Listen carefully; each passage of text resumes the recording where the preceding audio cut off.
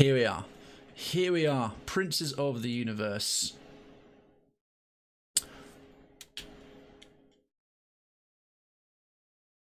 So I'll unpause here.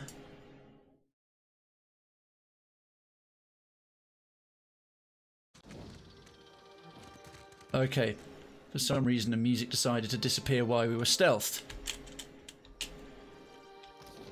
Right, so we at the end of last week came to Motaré Kōzi. This is some region that we've got to explore to eventually discover some ancient or sacred islands in order to gain the Prince of Nekataka's trust. So welcome to part 2.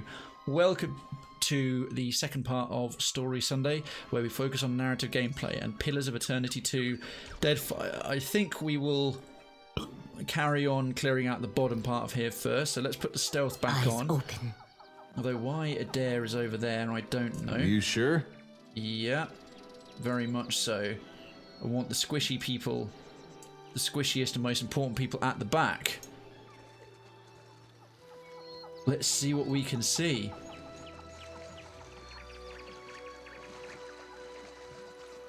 So we'll give you a bit of context from last week. This jungle region is infected by some ancient spirits, some sort of evil, angry. I've forgotten the name of what it was. It will remind us soon enough what was involved. There's a pooch. There's a pet. There's a thing. An orphaned cat. We've got a new pet. Hey, Lil Babs. Right, let's have a look at what Little Babs is all about. And yes, to Lord Darkens, thank you so much for your submissions this week as well. I'm thinking I might put the sword and axe. Actually, no, I'll stick with fist because we've got to kill Kith. Little Babs, what bonus does she give? Oh, +1 dexterity. Not bad, but I'm going to stick with Kaz here, stealth and survival. Or I might put on one of the other ones, constitution. +5 damage from area of effect attacks. Attacks interrupt with melee weapons. I'm tempted to put the baby boar back on. Really am. I'm thinking we're going to have the pig back on. The baby boar's got a real nice bonus to him. He's quite high value. Okay, and here we've got some Huona Mahi, useful reagent.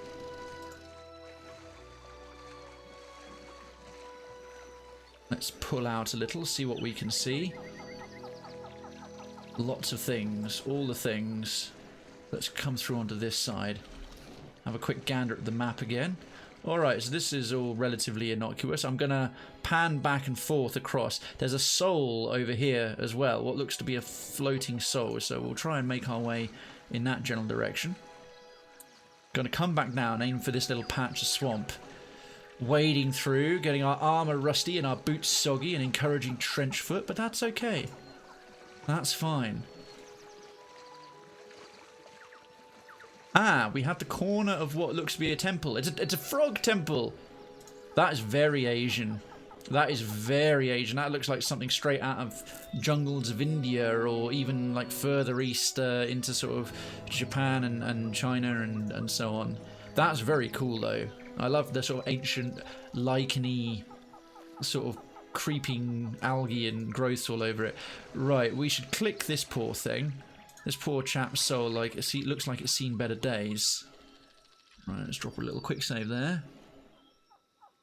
Or did we already talk to it? Consider it done. This lingering soul drifts in a lazy, hypnotic fashion.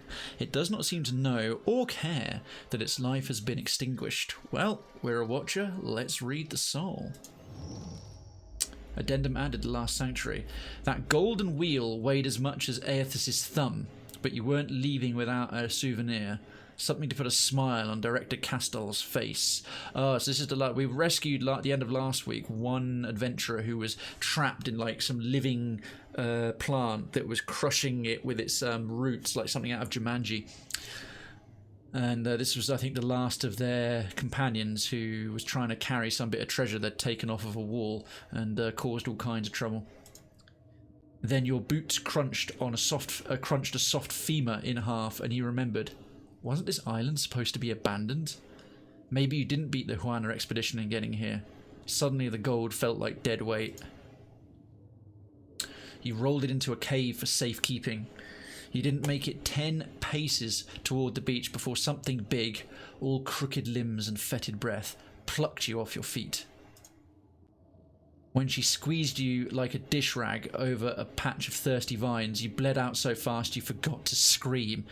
Jeez Louise. Yeah, no, frame rate seems solid. Jyoti thrusts out her lantern, and the light inside flares as another soul is harvested. Damn it, she's not even letting me anymore. That's annoying. I'm hardly collecting any souls for the wheel for Barath, because we've got Jyoti harvesting them all for Gorn, aka Aethys.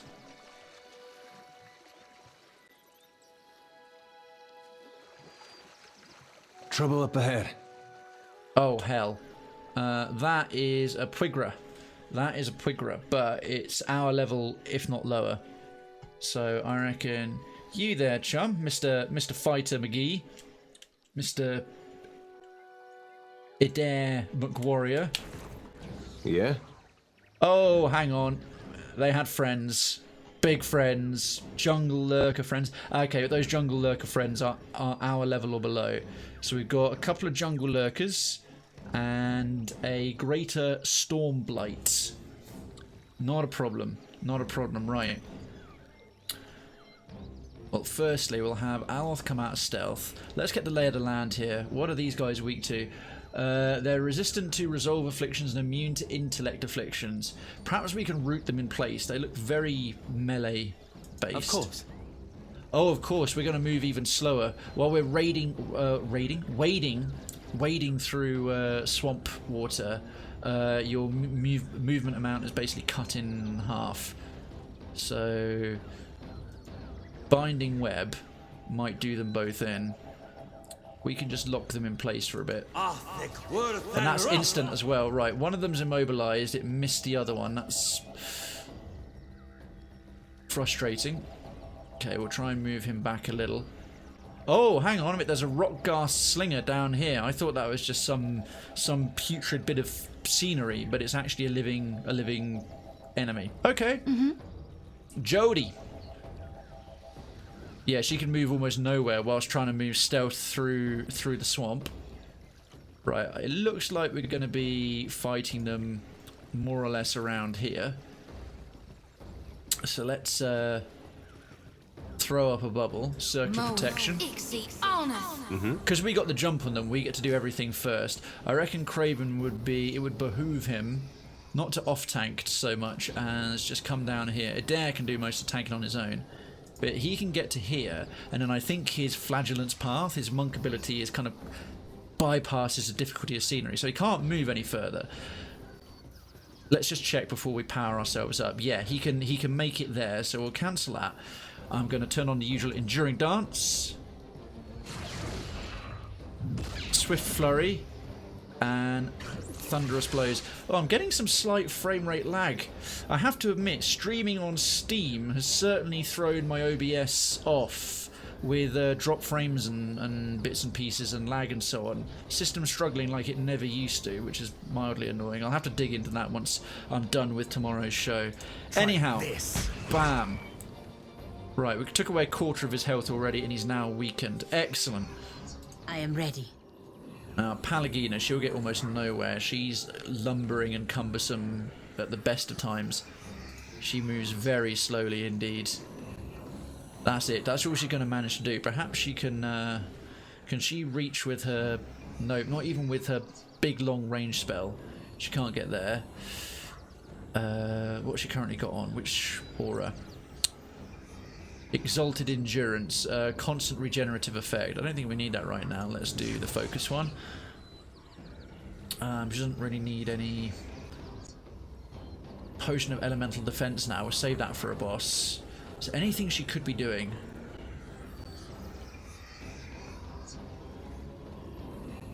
Abjuration. No, there's nothing really worth it. I mean, I could give her a potion of elemental defense just for that. Nah, that's just for the sake of it. Never mind. Never mind. We don't get to do too much with it. All right, Adair. Now this thing's still stunned, so he could perhaps grab this lad. He could wade over there a bit. This is a free action, so grabs him. Oh, he can't move any further now. That moves him outside the circle. A little bit frustrating. She won't be able to do anything while she's stunned, so I think I'll actually just focus fire him, and then... Oh, we can't even reach with that hit. Right, let's just try and do this again. That's better. And now we can actually do a penetrating strike. So these guys are weak against slash, strong against pierce, basic armor against... They're also weak against fire. Adair's got a slashing weapon, so yeah, that hit really solidly. 43 damage. Lovely stuff. Okay, let's see what we got. Oh, a little bit of bouncing lightning from the Storm Lurker. Big lad's going to start doing something. The stun wears off on the Pigra, or the Pugra. Now, Krayven gets hit for basically nothing. And that Jungle Lurker is now no longer immobilized. Alright, can she... Oh god, frickin' Palagina still... Is she in range to swing? Is she in range to swing? Maybe. Death taken. Madiko. I need to try something else. Exclamation mark. Hunt. Oh, what a day! What a lovely day! Oh, damn it! I used the wrong one. I used Wrath of the Five Suns. I meant to use Sworn Enemy and then swing at her.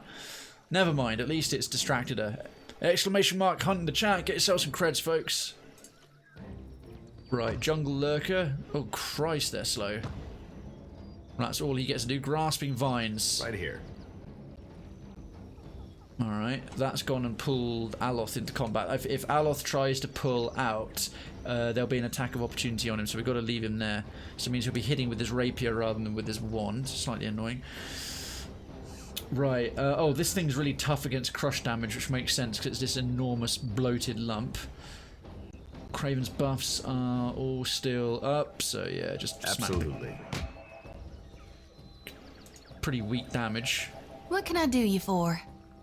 That thing is hurt. That thing is still healthy. Hurt. Nothing's bloodied. Nothing's doing terribly, hurting us terribly much at all. I'll wait until a few more things are weakened. In the meantime, Get threshed! That was about as useful as a bump on a pickle. Yep, that was about as useful as a bump on a pickle. Outstanding work. Right.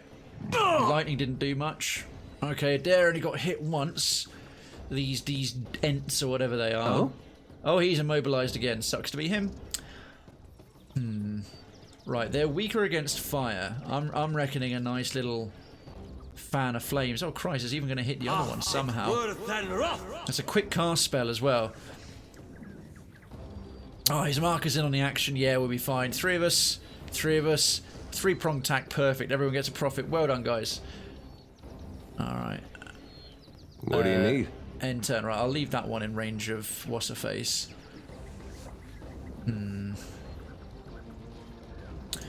Can we reach the other lad? I don't wanna pull out of combat by mistake. And get thumped for my trouble. Let's turn on refreshing defense. And then just hit May him. I be a candle in the night.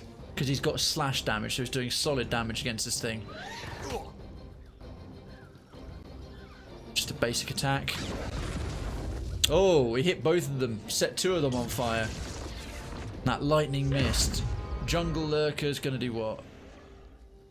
Stuck there in the bind. Yeah, he's stuck in the middle of the binding web. He's doing nothing.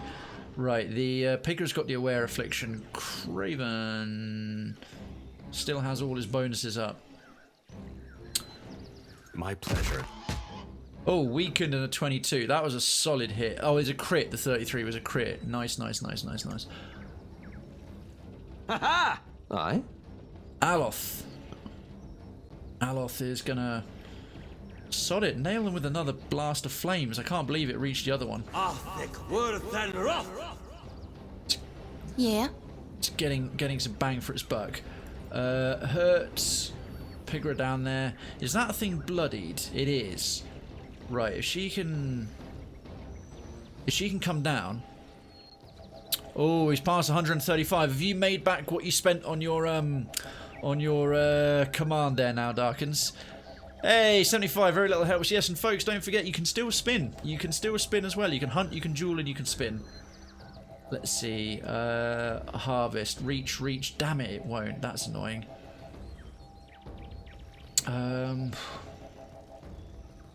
May as well. Just do a quick one of them. We're not exactly being taxed by this fight at all. Oh yeah, I've got to deal with that lightning thing over there. Okay, Palagina, do you want to come in and do a enormous eternal devotion right here? They're very strong against slash. Oh, weak against crush. Go on then. Apparently not. But they're strong against... For some reason, these tree creatures are strong against fire, but the other ones aren't. And also sort of immune to poison. Right, Fan of Flames. Nice big hit again. Yeah? Alright, that one's hurt. Okay, now that the other one is no longer bound by the binding web. Yeah? Let's give Adair a quick empower and yank this thing over. Start tanking properly. And then a nice penetrating strike right there. That thing's bloodied as well. Excellent. That looks like it hurt.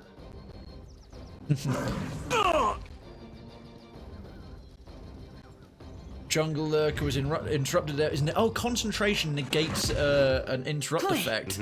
That's cool. Oh, damn it. Who's that who's stuck?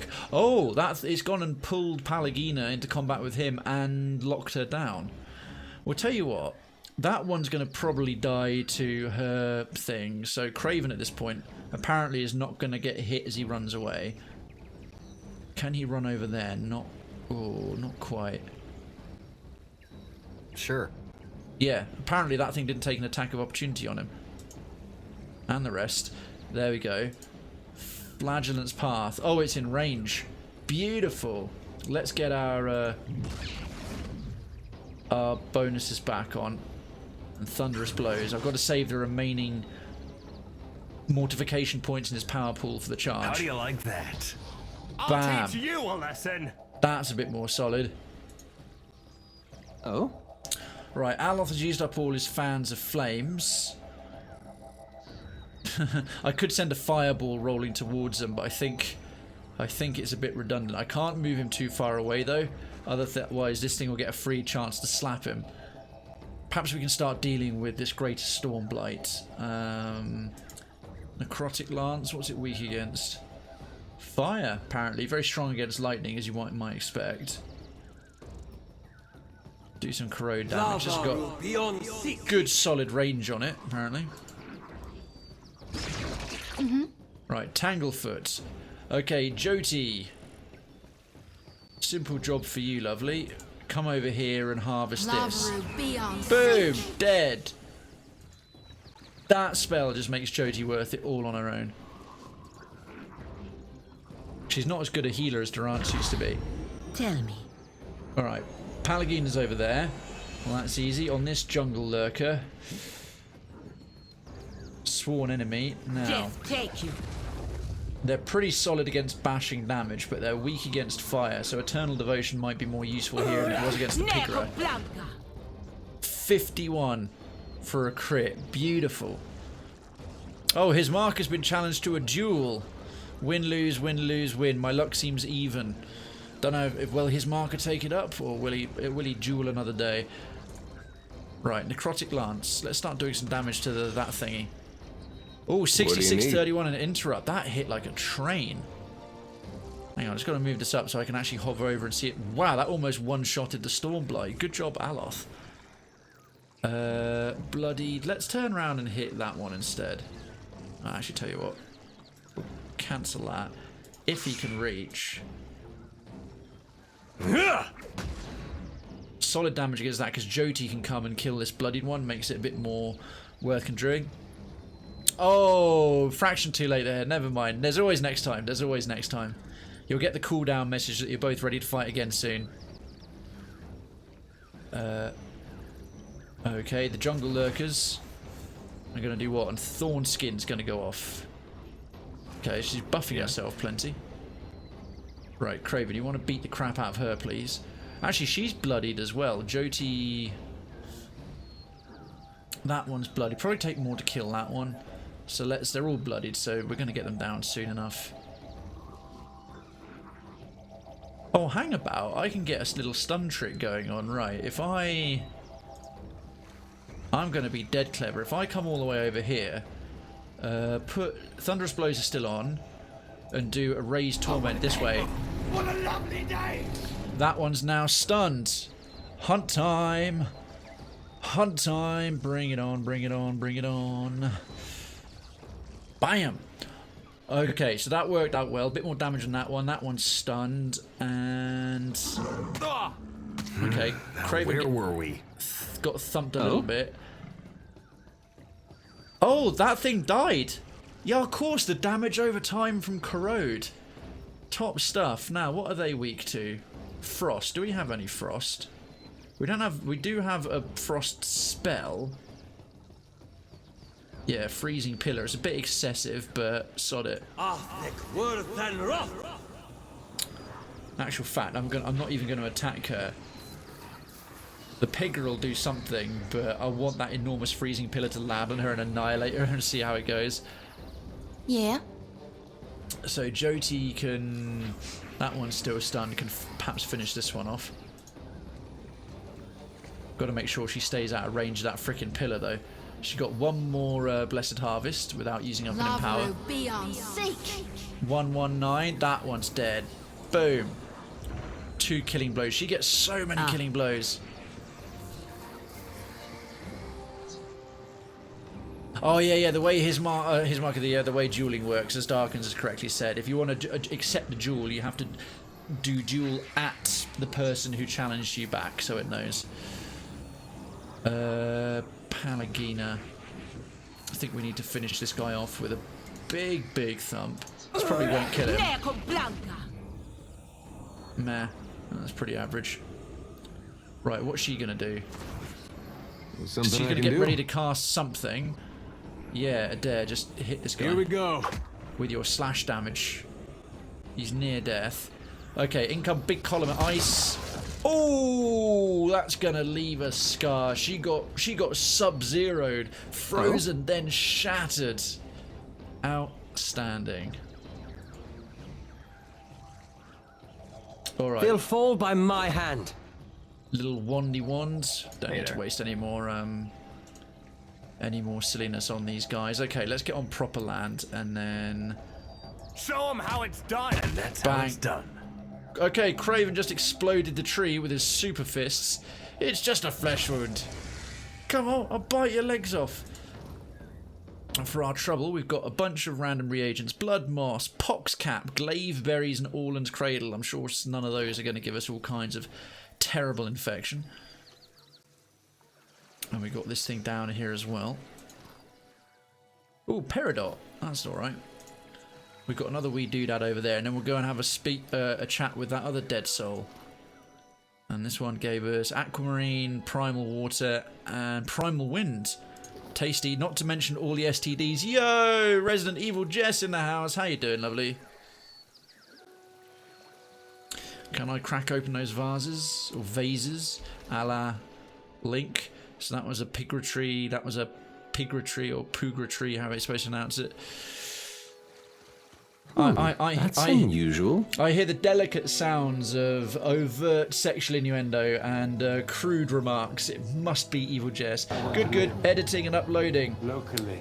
Oh, Gino Garin, thank you so much for the follow. Residency to Cravenstown is granted. Lodgings are being prepared. Please ignore the screams. They are screams of joy. Citizens, can we please get a few welcome banners for Gino Garin? Someone I know from Retro Block Party and DGDS, the good retro streamer. I should take care of a couple of shout outs. As Jess, you came over I think on Thursday, you brought some of your posse over, didn't you? Been a long standing supporter and frequent citizen of Cravenstown. So She's been doing a lot of Monster Hunter World at the moment, and also an extremely talented cross-stitcher doing pixel art in cross-stitch, which gets posted intermittently in Artisans Plaza, in the Crafters Alley and Artisans Plaza. So if Monster Hunter World is up your street, and if dirty banter is up your street, then Miss Evil Jess is probably going to be someone you enjoy. And as he's just followed up on dropping his follow and becoming a full resident of Krayven's Town, and I know him from the Retro Block Party group. I think your first shout out, at least here in the Krayven's Town, the Krayven Content Multiplex. VR, sorry, you're doing Beat Saber. I was going to say retro. Yes, I remember watching you're not, I know you through Retro Block Party, but if I remember rightly, Gino Garin is a bit of a freaking wizard. Beat Saber. If you like the VR side of things, and I'm talking some seriously good, oh my word. Right, frame rate's still struggling like a bastard. Hopefully this will just, oh, it's not going to work anymore. I'm sorry, I would do the dancing, but OBS I is better just... get a damn tower in Krayven's Town. Let me go back to the opening. Sorry, ever since I've been streaming to Steam and the technical issues I've had the last... Basically, my OBS is locked up and I drop frames all over the place. Sorry, that's not what you're supposed to see. Fucking catch up, you piece of garbage.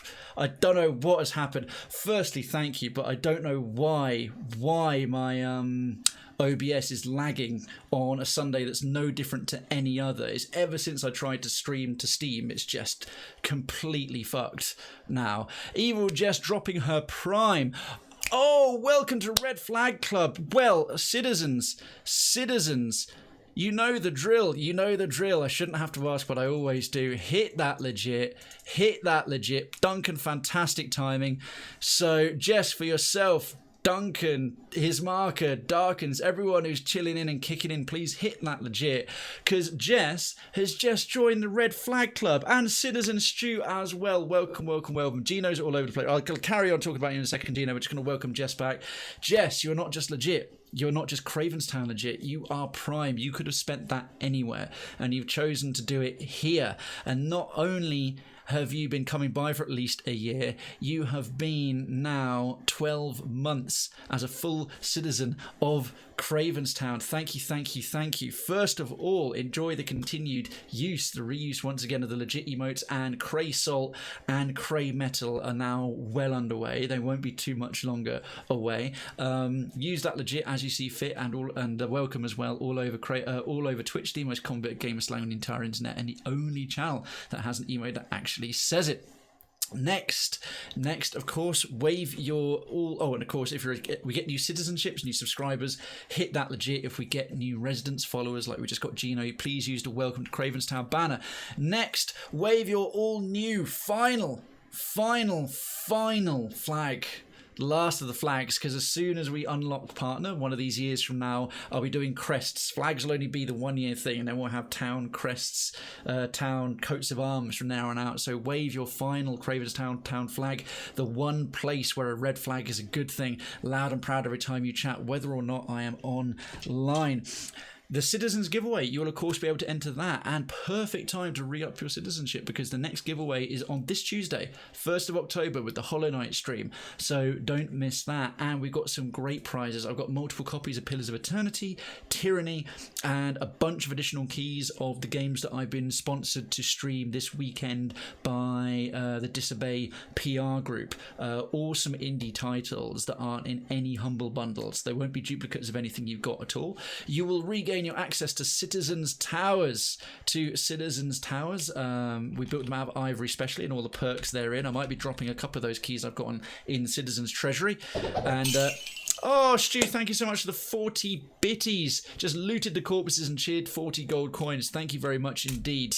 And of course, those of you who aren't already, if you don't know about it, there is Krayven's Town. The Krayven Content Multiplex acts as a gatehouse to our lovely, lovely town as well. And last but no means least, my undying appreciation and gratitude for a year more than a year of support and you watching the show, and a year of you upping your citizenship. I appreciate that very, very much indeed. I'm just so sorry I can't keep up like I normally. I'm not even going to bother scrolling the chat in here.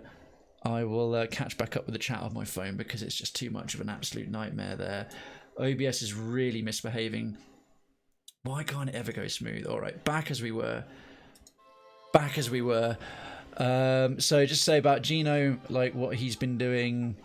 How am I not following it? It's one of those things that happens. There's people I know who I've met like 4 or 5 times in real life, Gino, at the conventions and events that I've never gotten around to, and I never feel it's obligated, because if I do some content, even despite all my variety of content and different things I do, if I'm not to someone's taste or anything I do isn't their sort of jam, that's fine. Same way, I will follow someone if I like their content and I think their setup's good and their sound's good and they entertain me regardless. So no worries at all, but I'm glad you made it eventually, and thanks so much. Yeah, doing Xmas stuff these days. Oh, what, on your cross-stitching, Jess? And Gina says, I'm all over the place. VR, Titanfall 2, RimWorld, and Factorio. So a variety streamer, but I am remembering it correctly that you do Beat Saber quite frequently. Well, we saw you shirtless and we wanted to see that you tease. Oh, I'm sorry. That's a rare thing. Oh, I were legit all over Twitch, all right. Legit, you mean something very particular. And Stu, good evening. Happy weekend. How you doing, good sir? Thank you again for the 40 biddies. And we've got a hunt underway. Exclamation mark hunt. Do you want some creds? And more importantly, do you want to live forever? Exclamation mark hunt in the chat. And we found some sort of secret special super route, which contains an exceptional mace and some obsidian spore. Well, that's perfectly fine with me. Anyway, let's get back to that soul that we were looking at. Probably worth going back. I shall be discreet. Sneaksy McSneaky mode here. Yeah, I do Beat Saber a lot for my fat ass to hopefully not die in the next 5 years. Prudent. If one is blessed and or cursed with a corpulent derriere, doing a little bit of aerobic action in your living room while simultaneously playing video games is fun and efficient. Or if you're just German, fun. Or if you're German, just fun. I got that wrong. If you're just German. There's nothing just about being German. Oh, but just, I mean only, not like... You know what? Never mind. Let's move on. I've clearly lost control of the words coming out of my mouth. This fragment of soul vibrates with a sense of deep worry and hesitation. As you draw closer, it drifts toward you with a sense of blind urgency. Well, let's have a read of it then. Congratulations to Stu, Duncan, and myself. Another addendum, man. I've got to read these addendums. You pant with exertion as you flee, clutching an ornate golden ring in both hands. The hip-deep water slows your frenzied escape, but you persist with some tattered memory of My hope. safe word is meatloaf, because I will do anything for love, but I won't do that. Excellent. Top stuff, Jess. Good banter. Yes, if you want to share your text-to-speech jokes, go right ahead. A pained shriek rings out from the jungle. You turn back, distracted, and manage to run headlong into a towering form. The creature swivels her attention down at you. She plucks you up with a bony talon as she would a doll. Through the haze of disorientation, you make out her pitted face and milk-white eyes. Cackling, she snatches the golden ring and hangs it on the branch of a tall, gnarled tree. She tells you of the awful fate you'll suffer, feeding her grove, watering her children, but she makes it all sound like an honour. You wish you could believe her. The vision disperses in a cloud of pain and confusion. God damn it, Jyoti's going to rob that one as well. Yeah, baby. Ever get licked by a god touched on fire? She has now.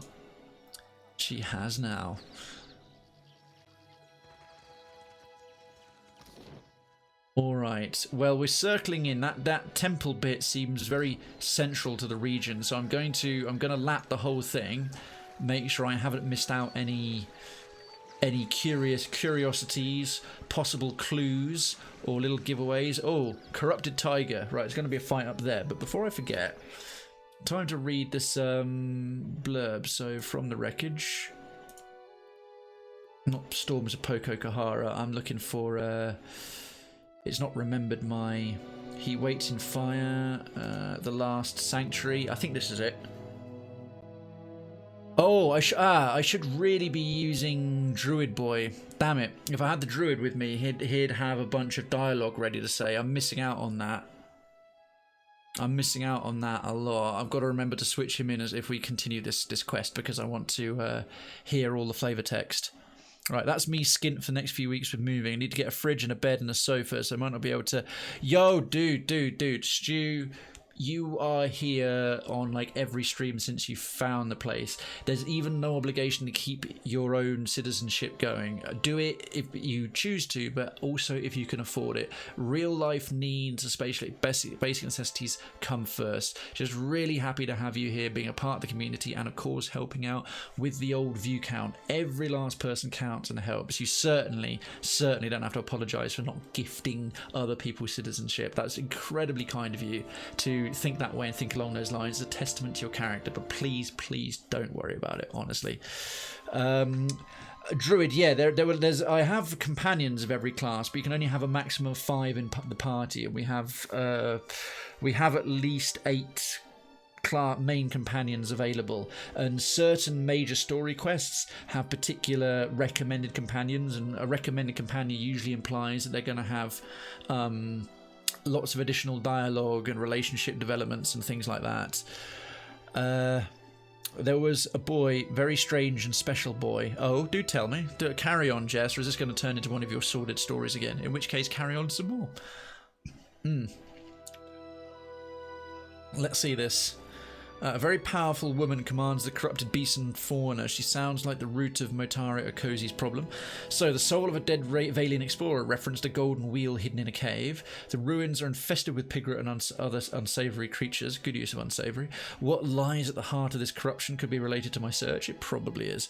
The dead member of the Huana expedition was carrying a large golden ring when he died. Something very tall looped it around the branch of a gnarled tree. Nature Boy lyrics. I'm trying to remember the song Nature Boy. Swamps and woods, etc. Take a druid. If only it worked that way. I have to admit, you are right, certain interactive elements, like when we were coming across the routes, if we had a druid in the party, there was an ability to just use a built-in ability for having the right class. So you actually do make a fair and solid point there, Stu. But by and large, you're usually alright. Careful. Oh dear. Look. Game pause, right. I think we should charge in that thing's general direction. Oh, towards a tiger temple, no less. That's why there's corrupted tigers around here. I'm feeling, though, if we cleanse the corruption, all these tigers will go back to normal, and so I'm just sort of unnecessarily murdering them. But, hey, it's still XP. It's still XP. Go in there! That's a lot of tigers. Oh dear, when you charge in and suddenly like all his mates pop up, but they're only cave bats, cave grubs, and a few other bits and pieces. That's fine. Again, Aloth as per usual. At least this time we're not wading through a swamp. I shall. Oh, I was going to waste half his movement in here. Now what are they weak against? Strong against water. Slightly tough against crush, pretty weak against everything else.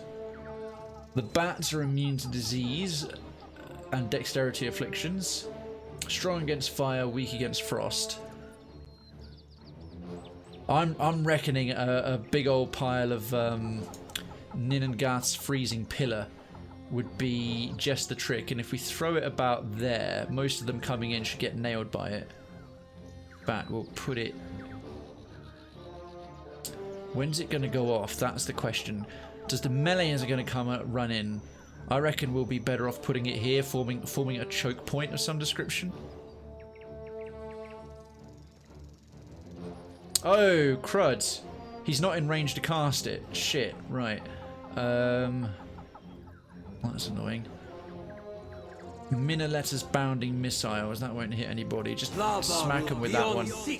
Happy to oblige. That's fine. That's fine. Well, my brilliantly, stunningly, cunningly plan there was gonna go off without a hitch, and then I fooked it. Oh, why did I run her into melee range with the tiger? That was stupid. Oh well. Circle of protection. Yeah? Alright, Krayven, be less stupid. Advice for life. Right, now Krayven's on dry land. He can cover an awful... No, why would you walk around Aloth that way? Just... Okay. That had a lot of purpose to it, didn't it? How far will this Flagellant's path take him? Damn it, I could have kept him there and gotten a powerful attack on the go. He wouldn't get to there. Crud. Nail the bat instead. So the usual flurry, Now that dance, never happens. thunderous blows. Interrupts corrupted tiger. Huh. I got a couple of nice bonuses there for some other things going off. That's fine. Right. Nail the bat. Bat's almost dead already. Top work. Right, you slow ass freaking paladin.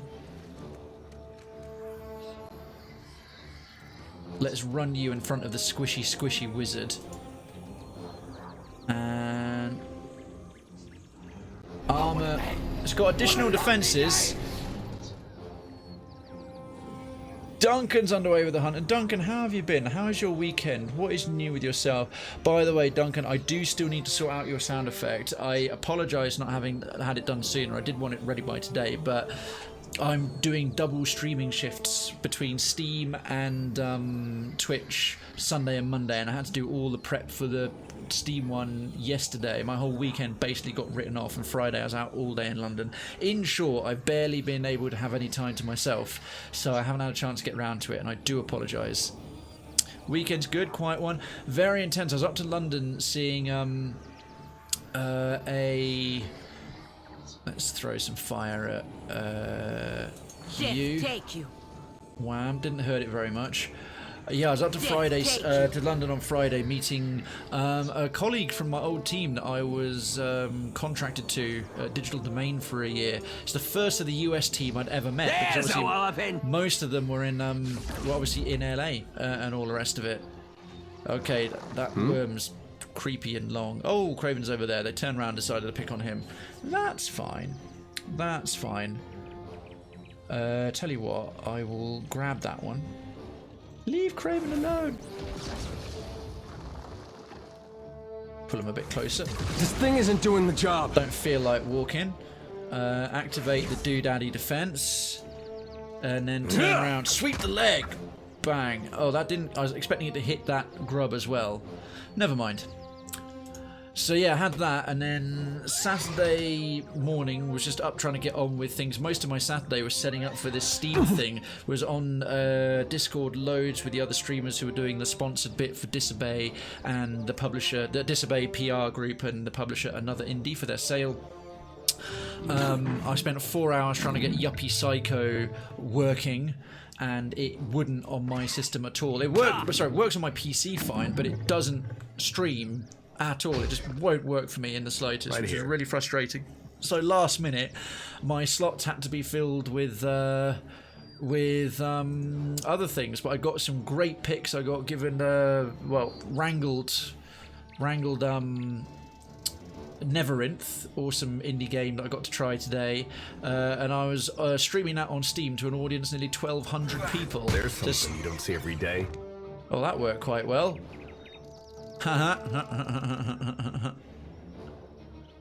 Right, while that one's stunned, let's see if we can lock that one down so it can't fly away. See, well, I was supposed to go out on Saturday evening for a poker evening with Mr. Redweir and a few of our mutual friends, but that kind of got stitched up, so I was a little bit mad. What can I do you for? It all turned out all right on the night, or in this case, more all right on the morning, because yeah, like I say, the stream this morning went really well. The only thing that's slightly frustrating is the lingering effect it's seeming to have on on my OBS. I put everything back from the setup and the settings changes I have to make for Steam to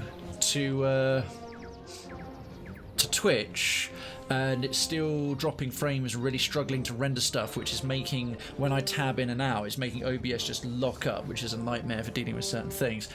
So yeah, today I've already done 4 hours plus tonight as well. So I've been streaming a lot today and doing all the prep in between that, changing my graphics, making Steam specific graphics and overlays and stuff like that. So yeah, it's all been pretty intense. So it didn't go as planned, but it worked out in the end. I mean, I'm kind of quite grateful, to be honest, that I wasn't sort of drinking heavily and waking up with a hangover and having to go on. I was fresh, I was with it, I felt in control. A lot of the prep, that although I had to do a lot of extra prep and last minute issues yesterday, they weren't actually last minute truly, they were just unexpected, but I had plenty of time to handle them. So it all worked out alright. Tomorrow morning 10 till 2 should go fine, and then that's the sponsored stint done, and it's gone really well. These people have been good to work with, and yeah, I'm pretty happy, and hopefully it will lead to more good stuff in future. And yeah, I'm guessing you've had a nice quiet weekend with your other half, and very glad to hear it if so, or however you spent it. 63. Yeah, these corrupted tigers are actually quite tough. They claw hard and they do have a lot of health. That's why we're going to throw despondent blows on both of them, so they hit for a lot less. 6 rounds of it, no less, as well. This is futile! Yeah, right, there's a necrotic lance. It's barely going to last. Oh, Adair's been knocked prone. Well, that's not great. Yeah, you need to back off a bit, frickin' wizard boy. Nail the corrupted tiger. Right, Krayven, if you want to batter the shit out of this... Batter the bat, get it? Thought of that myself. I'm really clever. My pleasure. Or, you know, just slap him around a bit. Could have just, like, killed him. That would have been fine as well. Oblige. Healthy... Hurt. Are any of them bloodied? No, they aren't. Horse pierce. Alright, let's try a pillar of holy fire. That's probably going to nail it there, isn't it? Arthek Worthen Roth. Gonna take a while to go off, but it'll be worth it. It'll be worth it. Boy, stop kicking it there while he's down. That's what I do to you, you knobs. Right, just keep... actually, you know what? Inspired Beacon. Let's cancel that. Let's just do Inspired Beacon on its own. And Minilet's do daddy missiles. That was a solid blast. Solid blast. Could have done better. There's a few too many ones in those bouncing magic missiles. Yeah, look how hard they claw through Pallegina. When they're hitting you for 20 damage per clawing, it's taken off like a fifth of your health. Right, Adair, well, first you need to get back on your feet. Secondly, you need to spend an empower, get some points back. Have you got vigorous, refreshing defenses up? Yeah, that's canny, that's canny, that's good. Unbending is not really required. Won't do a sweep, we'll do a disciplined barrage and a penetrating strike. That's more like it. Solid damage. Solid damage. Right, Pillar of Holy Fire. This should leave a scar. That was huge. Whoa, it critted that one for 123 and it's barely on 50% health. Krayven with his firm foundation with his boots of stone resisted dazed. Nice. The cave activated piercing shriek, but it had no effect. Right, Jyoti's back on form. Have we lost our little magical bubble of magic? Alright. Right, let's get her all kinds of central. About here. We can put up another one of our... oh, hang about. Is this thing bloodied yet? No. Nothing's bloodied still. They're all hurt. Okay, right. Well, in that case... we'll put up another circle of protection. This is my safe space. By the way, about the sound effects, take your time. If you have some returns, hit me up. If you don't think of one I sent as fit. Oh no, I'm already okay with it. It's absolutely fine. That'll be your one. I'll pick your first preference and get it sorted. And thanks again for sending an MP3. It saves a couple of extra steps. It's not actually a long process to do. It's just I've had to prioritize a bunch of other stuff. And thanks for being so understanding. You're good people. You and Mrs. Duncan of Florence. Right here. Okay, the bat's not an issue. Krayven needs to go and deal with this chump. Right, his enduring dance, swift flurry, thunderous blows. We need to tank this thing. Bang, Bullseye. bang, bullseye. That was a solid crit. Solid crit. Just means we've got a tank on each of the big tigers. I don't need the tigers coming over and clawing our casters to death. At least not yet. Much as that would be hilarious. Now let's deal with that bat. Corrosive doodah. That hits pretty hard. Cave grub misses it there. You suck, cave grub. Cave bat does what?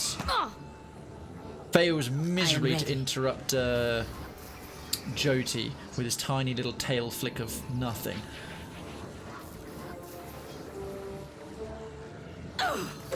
Wow, 70 damage against that bad lad. Alright, it's bloodied.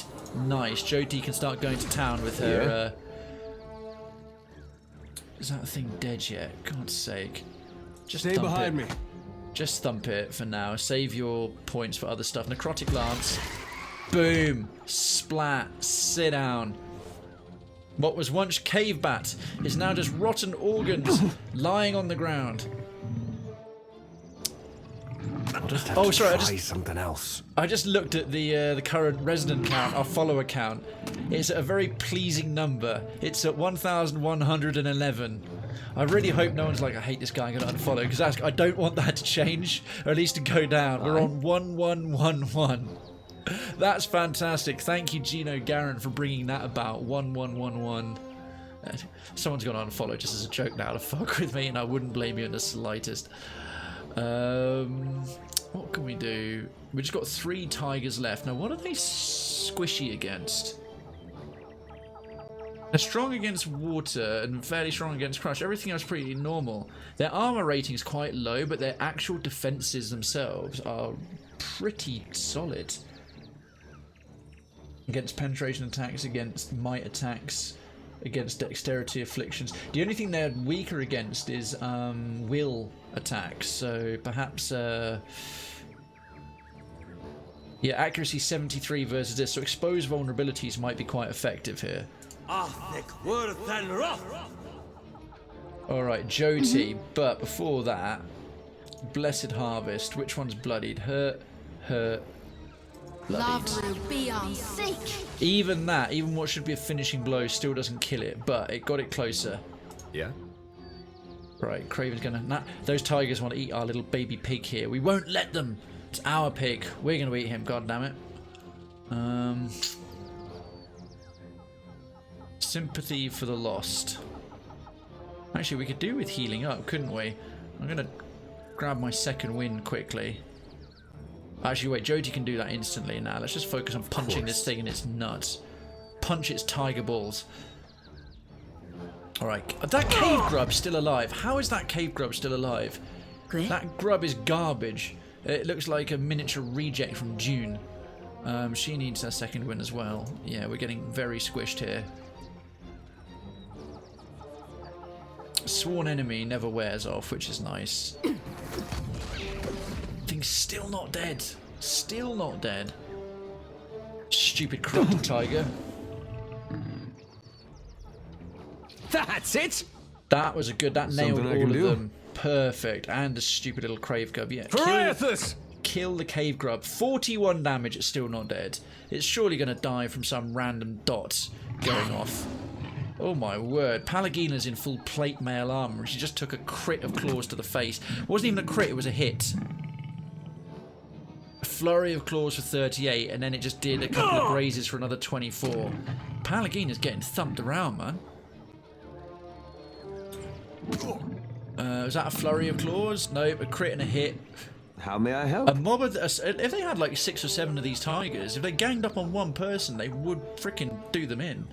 Really do them in. Minalette's bounding missile. Let's throw it that way. Right here. It's certainly a tougher fight than I was expecting. Right, that one's going to go down soon. Absolutely. Oh, we got the weakened affliction on it, and we managed to hit it 2 solid hits. A crit and a solid hit as well. Crush damage. They're slightly stronger. Yo, Mr. Fox guy. Not too shabby, man. Not too shabby. How's yourself? How's yourself? Okay, so that one's near death. That one must be bloodied by now. Let's go and do some damage. Let's go kick its teeth in. Lavaru, be on seek. Finally, one of the tigers is down. Been a very full day for me doing sponsored streams in the morning to the afternoon, and then tonight as well, and prep for that, and then up to London and to meet a former colleague on Friday all day while he was on the tail end of his trip over for the Google Street View conference that was up in London. So yeah, it's been all go this weekend, and I've got all go tomorrow as well. So it really feels like a good chunk. Since Thursday, time is just flying by. It's insane. How's yourself? Doing well. One more day of work tomorrow, then a long vacation to Disney World. That's fantastic. How long are you going away for, man? That sounds great. That's it! That was a good bounding missile, and that finally wrecked that stupid little penis worm. Right, penetrating strike. Solid penetrating strike. Okay, she got one more in her. One more in her. Tell me. Right, Palagina, you want to bash this thing on the head, don't you? Bam. Eat the floor. 7 days. Beautiful. Took her for a drink on Monday. How's it go? Met her on Monday. Took her for a drink on Tuesday. We were making love by Wednesday. Thursday and Friday and Saturday. We showed on Sunday. Bit of Craig David, 7 days. Old garage, 90s garage reference for you right there. Free of charge, you're welcome. That's why you swing by. Let's use our wounds to get thunderous blows. It's great to get something that really powers up your attacks. With Tenacious without having to use your mortification pool. My pleasure. Bang, bang. Solid hit. Aloth. Yeah. That's actually quite a good strike from Aloth there with his sword. What can I do you for? What can I do you for? It's what can I do for you, you hillbilly? But at least you got the killing blow. Another one. Should be averaging about 25,000. Oh, of course, pottering around Disney World all that time is quite a surprising amount of walking. I'm assuming that's why all those enormous people from America go there on holiday. What? It's to actually fill out their Fitbits for a change.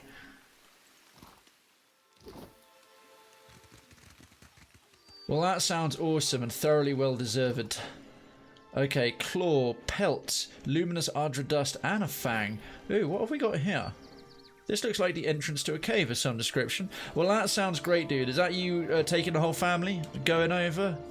You booked all the hotel and all that stuff. We've got an exceptional pistol. Ah, golden inner ring. Here we go.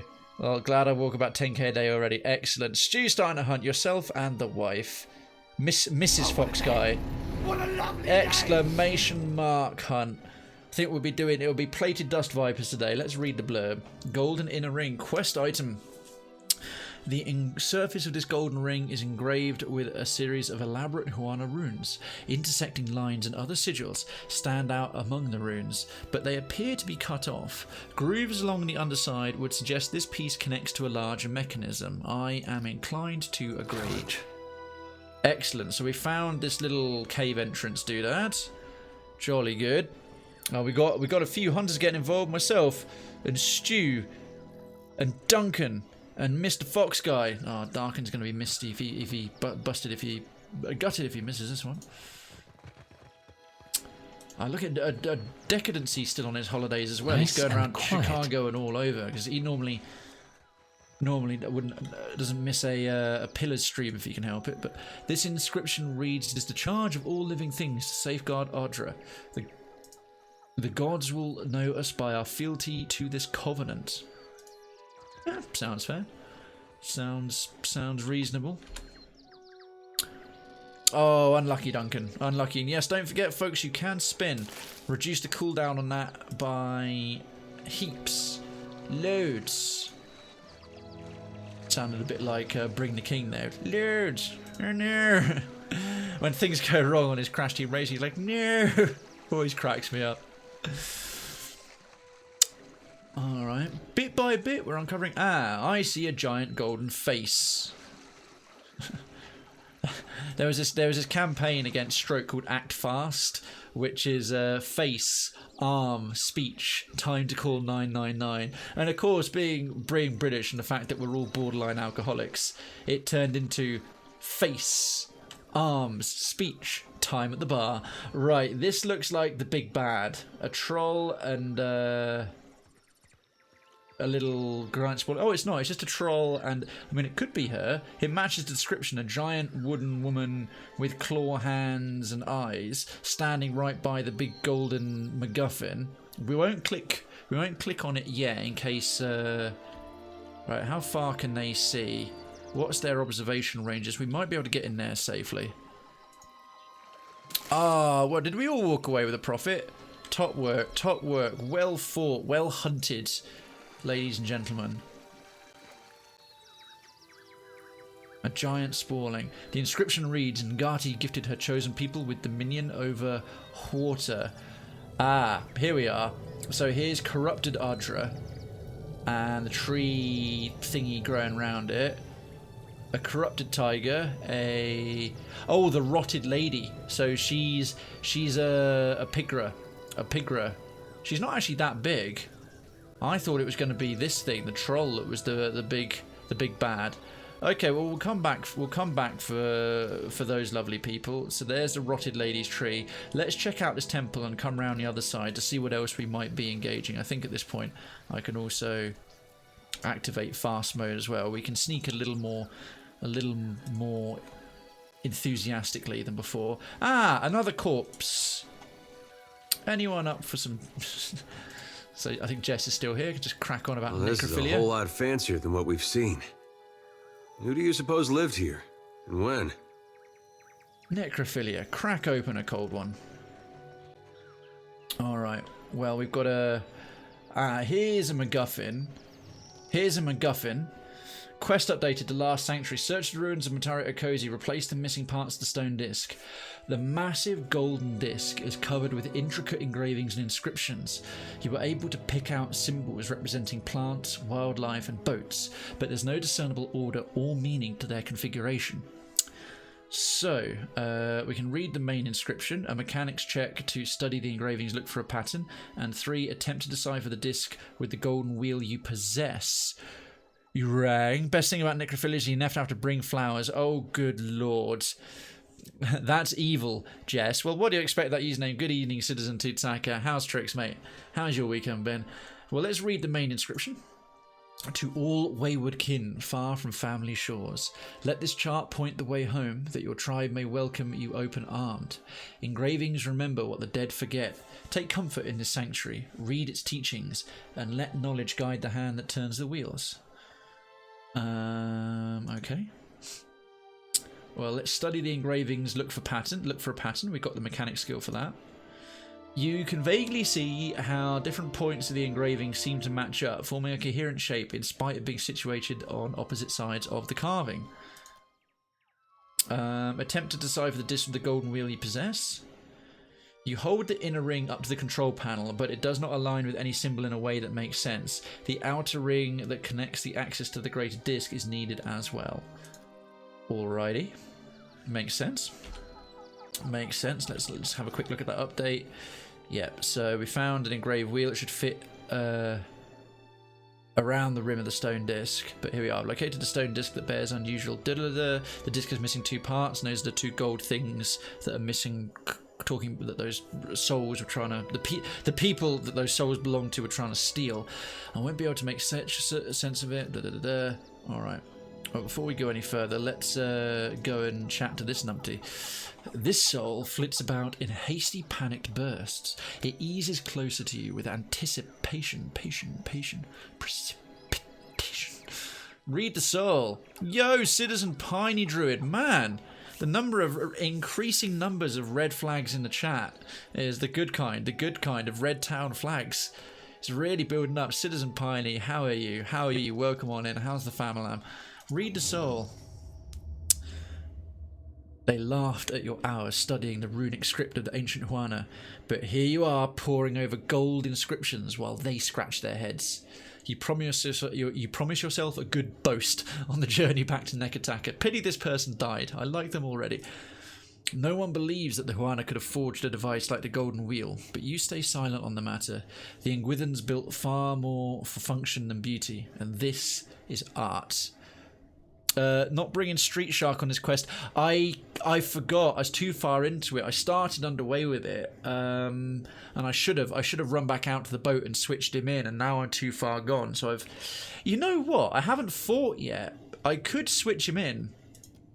Rotating the control disc and pressing panels had you so engrossed that you mistakenly entered the wrong combination.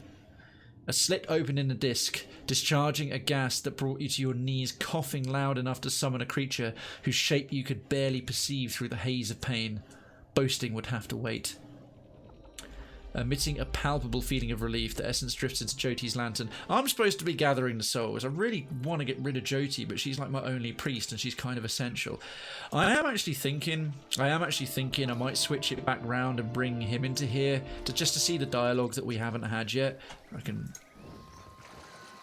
Yeah, I'm just going to temporarily go back out to the boat and switch in the Street Shark, as you so aptly named him, Piney, because yeah, there's a whole bunch of cool flavour, and the prince even encouraged us to bring him on that quest, and it gives me a chance to have a little sip of me old hydration fluid as well. Lovely, lovely, lovely, lovely.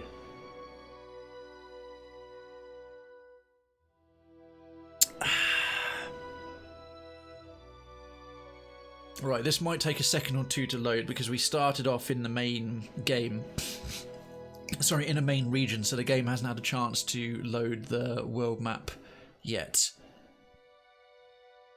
I'm assuming I can do... You can do party management just on the world map, can't you? And we wait a little bit longer, and a little bit longer, and it will come back.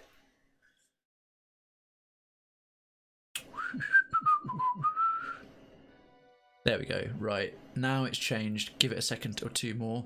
Yeah, there's definitely some frame rate. Right, where's my party management? Character, inventory, journal, map, ship management, rest or wait, options, party management. Here we go. You must be sailing on your ship to recruit or dismiss party members. Oh, feckin' bejesus. Fine. Let's go and get the Street Shark. I just want to bring up that journal. So I'll also bring up the inventory, because who are we going to switch in and out? Probably Aloth, because he's the other caster. So what's Aloth currently rocking? All his grimoires and a bunch of scrolls and so on and so forth.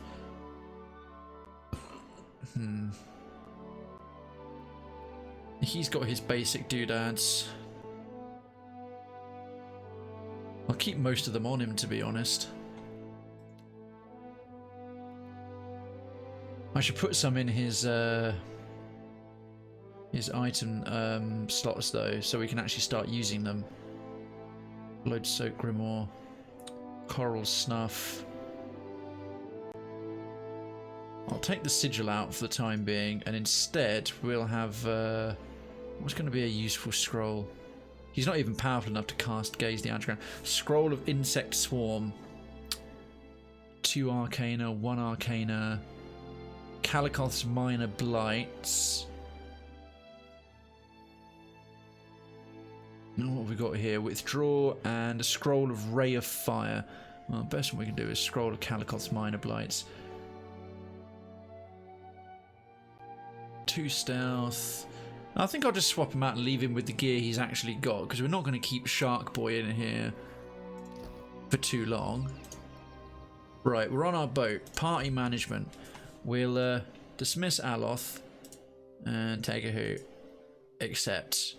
And Tegahu, the shark lad, should have plenty to pipe up about. So we'll go back into nice and quick. It's actually relatively easy. Why didn't I just do it? Arrogant swine that he is. So he's got more of the Ripple Sponge, Potion of Spirit Shield, Potion of Major Healing. Oh no, we should... Oh Christ, we should give those to a couple of our better folks, actually. Good opportunity to do a bit more. Just one. And Krayven tends to get thumped about a bit as well. So I'll give him the other one. Right, and then you, Sonny boy. Can you cast any of these scrolls? You can. Ray of Fire can't hurt. What else we got here? Potion of Mental Prowess. Save that one for Aloth.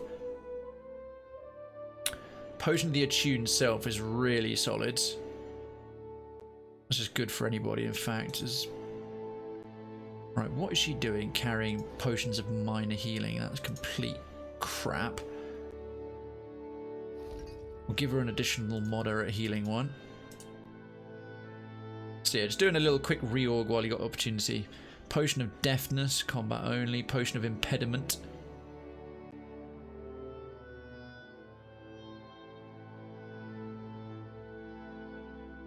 That Potion of Impediment will be good for Krayven because he hits like twice.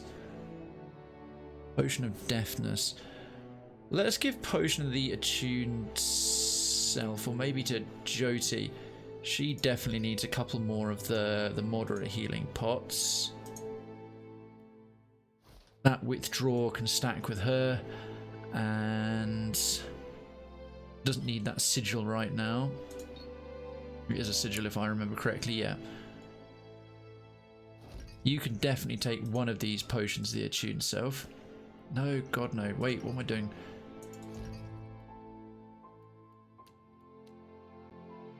There we are. Selected the wrong one for some reason. Right, let's kit him up with something a little bit better. Weapons-wise, he's got the Water Shaper's Focus, 11 to 15. It's only fine. And this exceptional rod. That's his unique weapon. What does it do again?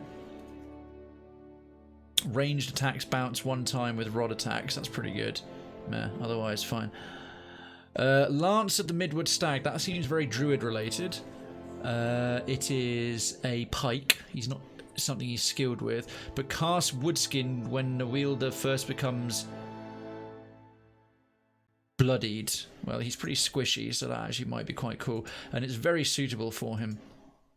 Look at this. That's what a druid should be wielding. Look at that bad boy. Thoughts on TwitchCon Amsterdam? I'm well up for that. Amsterdam's easier for me to get to than Berlin from Britain. Got a number of options there. It's a great city. I've been there many times before. Oh, Blight Heart. Who can use that? That's soulbound.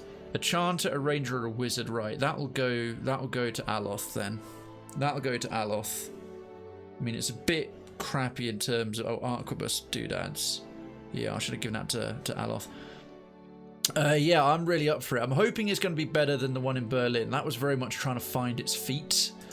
It wasn't bad, but really, if you weren't a streamer at all, there was very little to enjoy. Most of any perks at all existed primarily for partners, which, you know, makes sense, but they didn't have they had a few things to announce. They didn't have a great lot to showcase. So hopefully the one in Amsterdam, they'll have learnt a lot from the first one. And things will work better. Although, goodness, I hope they do a better party than they did for the partner party in TwitchCon that's currently on its last day right now. I saw videos to speed up things at the bar, because they got a lot of complaints about a slow bar last year. Girdle of Ayrton Constitution, we'll give them that. They put stacks of just plastic cups full of beer 5 deep. But they weren't even... I mean, fair enough, if you're in a hurry. I've seen that done at football stadiums and rugby stadiums. But these weren't at a bar, all poured out in preparation, being handed to and guarded, more importantly, by a bartender. They've just put on a table anywhere. It was like Roofie Central. In a place with thousands of strangers, some of whom are bound to be socially maladjusted people. Anyone could have spiked one of those, and it was ridiculous. I hope they do a better job on having a fast running bar at the parties and the evening stuff without compromising people's safety. I mean, goodness. Strand of Favour. A protective... Yeah, we'll give him the Strand of Favour for now. But yeah, I'm definitely going to go. I had a good time in Berlin. And Ring of Minor Protection may as well. Don't think we got any boots. What kind of armor? I mean, he's just wearing utterly... Yeah, his Water Shaper's robe with its +2 armor rating. His quality is exceptional. Don't think we've got anything actually better than that he can stick on right now, so that's fine.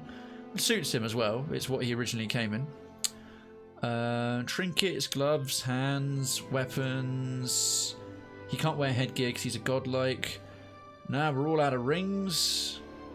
Nope, you're just going to have to stagger on with what you got. I've noticed the game is much, much, much stingier with giving you drops.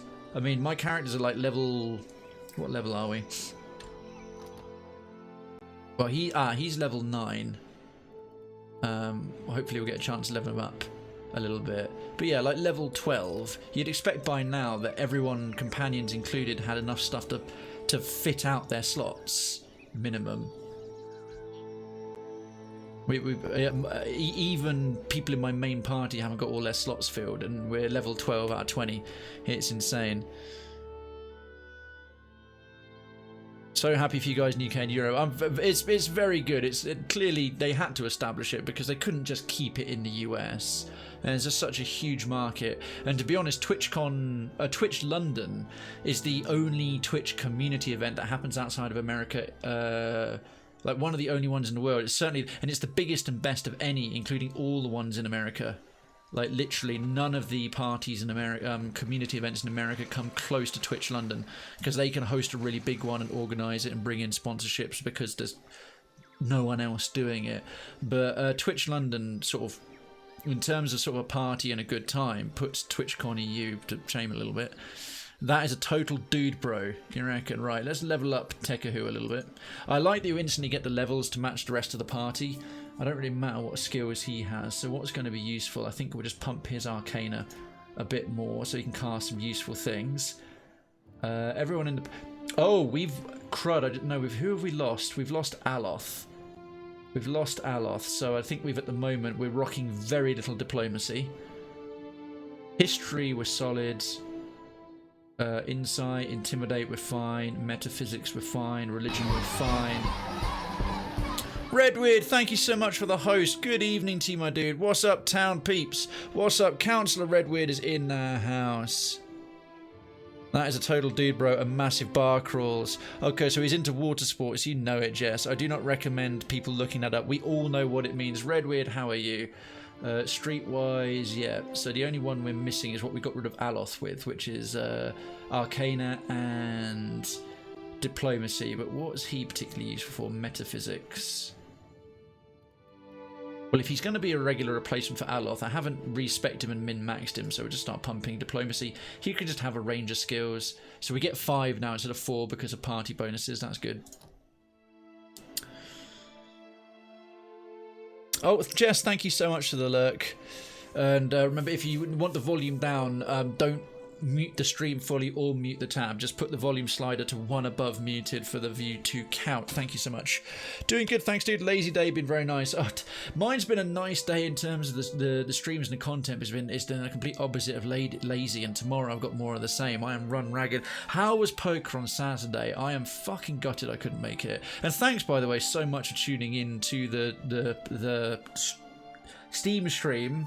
Would that I got the community and the resources and the infrastructure that you have on Twitch and the view count that I got on Steam. Fucking hell, be flying. Let's have a look. What will we pick? So he's got the subclass Water Shaper, so he gets a free water spell every level. So we've now got Ocean Burst. Summons a watery ball of liquid force, kind of like in that Harry Potter 5th movie. Thingy of the Phoenix, that explodes at a targeted location, causing crush damage to all in the area of effect. That's very cool. Let's see now. Invalid subclass. Ah, yes, water shapers can't do insect. They're ruled out of certain abilities. Yeah, anything involving insects, water shapers can't do. So beetle shell. Yeah, keywords beast. Taste of the hunt. Doesn't really matter, but I kind of want to pick useful things for him. So we already have Relentless Storm. What's this? Cleansing Wind. Creates a rolling cloud of putrefaction, healing the health of allies and pushing back enemies. Tight. Wall of Thorns. Creates a thick wall of gnarled thorns. That's very D&D, Wall of Thorns. Gnarled Thorns inflicts pierce damage and applies a poison that causes a weakened state. Nature's Terror. A dreadful strength of storm, granting electrical aura that deals shock damage and frightens anyone nearby. Oh, firebug. Yeah, we can't do that because it's an insecty spell. Ooh, Embrace of the Earth Talon. A trio of stone claws erupt from the ground, turning flesh to stone, paralyzing and inflicting a paralysis and slash damage AoE effect. Deal, null. Next. No weapons proficiencies this level. Okay, we will take some more Arcana, just so we can use cool scrolls. Very well. Pokemon's good fun. Drank a ridiculous amount of rum. Lurk while I do some bits. Thanks so much, dude. And yeah, that's in the long run. It's probably best I wasn't. If I was rough this morning, then this morning would have been something of a failure because I had a lot to still try and fix. Let's pump the diplomacy some more. What would I like next? Form of Delumgun. All right, again, beasts. That's ruled out. Hailstorm. A bit of freeze, or should we take another water spell? Overwhelming wave. Oh, again, a rolling wave of water that plows through everything in its path, causing crush damage. Is it instant? No, it's a cast. Causing crush damage and the stun affliction. 2 deadly boulders flying out from the druid's position, crush damage again to anyone in the path, exploding on contact with a solid surface, doing pierce damage with the shards. Autumn's Decay. That's beast spell. Infestation of maggots. Yeah, he can do decay and everything else. We can't do beast. Returning storm. Oh, hello.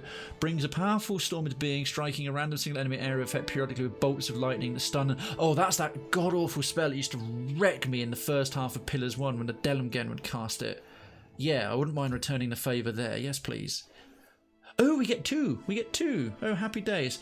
Oh, we have a power level 6. Shit, I didn't even notice that. What's this? Watery double. Cool. Rot Skulls. Creates a rotting, disease-ridden skulls in the hands of the caster, acting as a ranged weapon. That's actually kind of cool, but...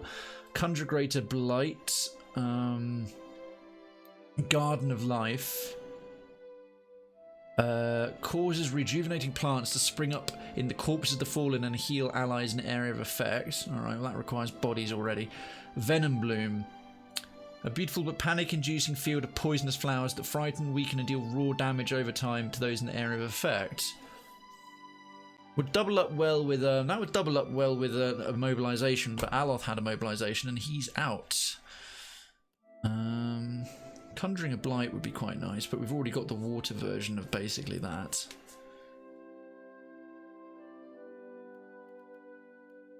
I'm thinking Twin Stones. I've always kind of liked Twin Stones.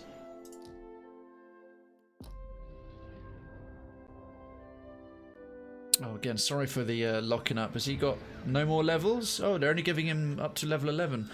Fine. That's okay. Mm-hmm. Sure thing. Let's see if he's got any blurb. I mean, I hope in bringing him in, we haven't missed the opportunity to hear his text.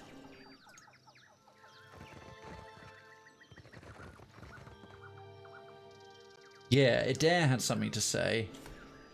Let's take him to one of the Pigra trees. Let's just dash him down here. Let's speed things along.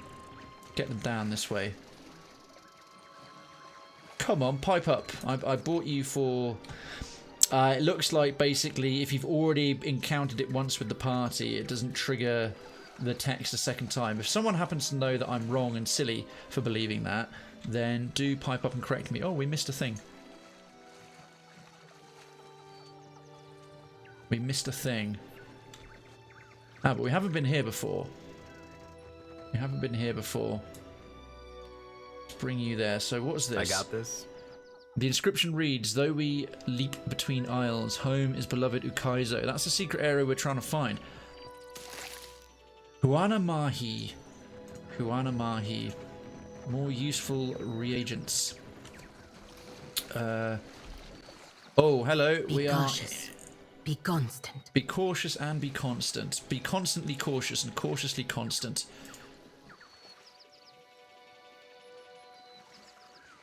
Okay, at this point I'm going to slow things down and start with, because now we're getting back into uncovered groups. There's another smelly Pigra tree here.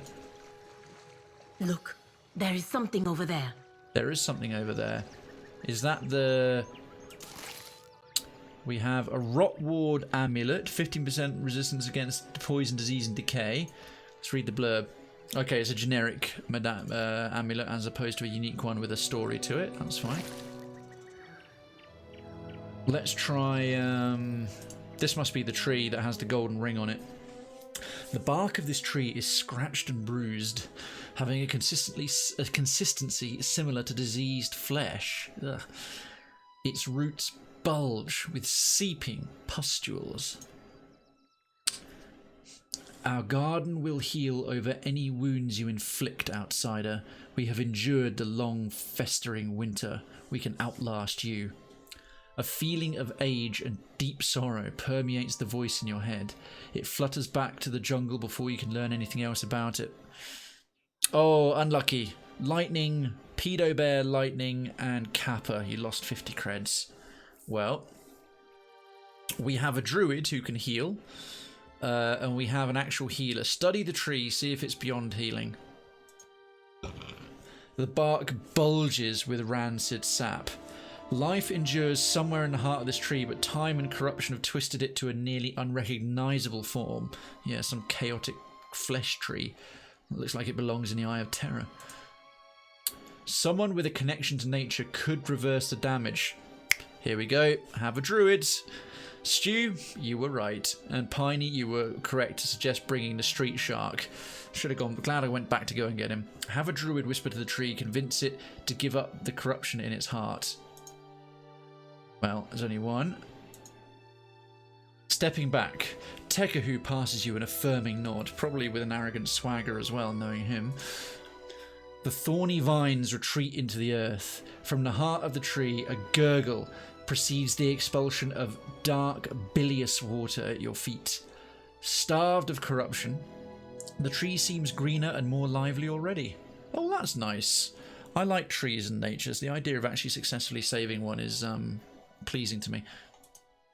Suddenly, you feel a crawling sensation in the back of your head. It's probably this evil, corrupted woman who's not happy that we're fixing this infestation.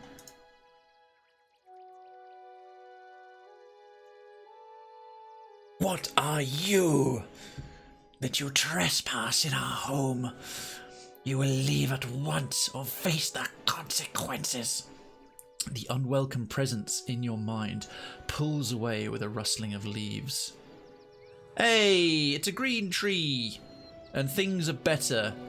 Oh, that looks like... I was strong. I was so very hungry, but pleased. Yes. The Delimgan glares at you. We've had a little update as well. Is the rotted lady? Mother will destroy you, outsider. There is a seed of pain inside all living things, and she will make it sprout in you. Count on it. Oh yeah, the Delimgan protect the pigwood trees, and there's certain types of them, subclasses of them that are called once something becomes corrupted. So yeah, there's the rotted lady. Must be referring to this one. She doesn't seem too happy that we've cleansed the corruption from this sacred tree, and now that you're no longer insane, you're still beholden to her. Well, that's quite discouraging. If you think you are helping us, I beg you to reconsider. The day we twisted our roots was the day we learned to defend ourselves. Ah, right. As usual, Obsidian have hit us sideways with a moral quandary. The painted tribe, the one tribe of Huana, earlier last week when we got to this area for the last part of the stream, there was a tribe called the Painted Masks, and they are a group of hyper-aggressive isolationist Huana who have managed, the only tribe in the whole of the Deadfire Archipelago, to resist the incursions of both the Valiant Trading Company and the Royal Deadfire Company, who are the main colonial expansion groups. I doubt they'll manage to do that forever because they're fighting on their own. But here we're presented with, although we feel like we're doing the right thing and we're cleansing and we're getting rid of the rot in this jungle, she is making the case that, look, yeah, we're rotted and corrupted, but at least we're surviving. We won't survive the expansion kind of thing. Freaking Obsidian Man. They have to make everything have depth and and moral ambiguity. Gosh darn it. So let's see. Option 1, I take it that this island has fallen on hard times. Option 2, I'm looking for a route to Ukaizo. Ever heard of it? And just for those of you who don't already know, Ukaizo is a mythical island rumoured to be somewhere in the Deadfire Archipelago. Some legends regard Ukaizo as the wellspring of Whenura culture. Others tell of riches beyond measure. All agree that Ukaizo vanished after cataclysmic storms and volcanic eruptions blotted out the horizon, but it remains to be seen if these tales possess an echo of merit or simply romanticize an ancient fantasy. And Ukaizo is also the thing that Prince Aruihi of Nekataka, the capital city, has asked us to go and find in order to gain his trust, and we need his trust so that we can deal with the starving subclass in the gullet of Nekataka to have food safely brought to them without resorting to the criminal element in the black market. Classic RPG domino effect. So there's that. Option 3, how did you become this way? 4, an expedition came through here looking for evidence of Ukaizo. Or 5, I'm sensing that I should leave. Farewell. Well, she'll probably, if I ask how did you become this way, it's very obvious that she'll bang on about talking about this rotted lady. So option 1, I take it that this island has fallen on hard times. So actually get a bit more information about the invaders and so on and so forth. We have known hard times ever since the island-hopping Kith invited the ire of the gods. Oh, that means anyone. I think they're so ancient that they regard even the Huana, the island Amua, as intruders. She grits her teeth with a sound of dry wood. Mother twisted us, instructed us to harden ourselves against intruders. Over time, the Grove learned to defend itself. From the likes of you. From the likes of us. Fair, fair. I am literally made of living fire, even if it's a type of fire that doesn't actually burn. Well, how did you become this way? Your mother sounds none too accommodating if her voice in my head is any indication. How did you become this way? Let's just ask to see if we can just rule it out. Mother called on us to knot our hearts, to grow strong, and fight those who so callously rent apart the dead fire. Uh-huh. The others hesitated, but I followed her with a daughter's joy and devotion. Ah, right. So the rotted lady is probably the Delimgun who has spawned these other ones, much like a plant has seeds. An expedition came through here looking... I won't say that I'm looking for it. I'll say an expedition came through here. Just to see if she... I'm not saying I'm looking for them, anything. Just an expedition came through here looking for evidence of it. See what she says. We drank their fetid water. I let it spill onto the roots of my tree and felt their life feed the island. She sighs, her shoulder drooping. So we drank their fetid water. You mean their blood. Okay. That isn't what you wanted to hear. And I delight in the telling of it. Lovely. Your mother sounds none too accommodating if her voice in my head is any indication. She will tear you into pieces and pull me back into her communion when she is done. The Delimgen narrows her eyes. She's not going to like the fact that we will obviously kill this rotted lady at all. She'll probably become hostile. Or she'll go, what have you done? We'll never protect ourselves now. Be gone, outsider. Something to that effect, I expect.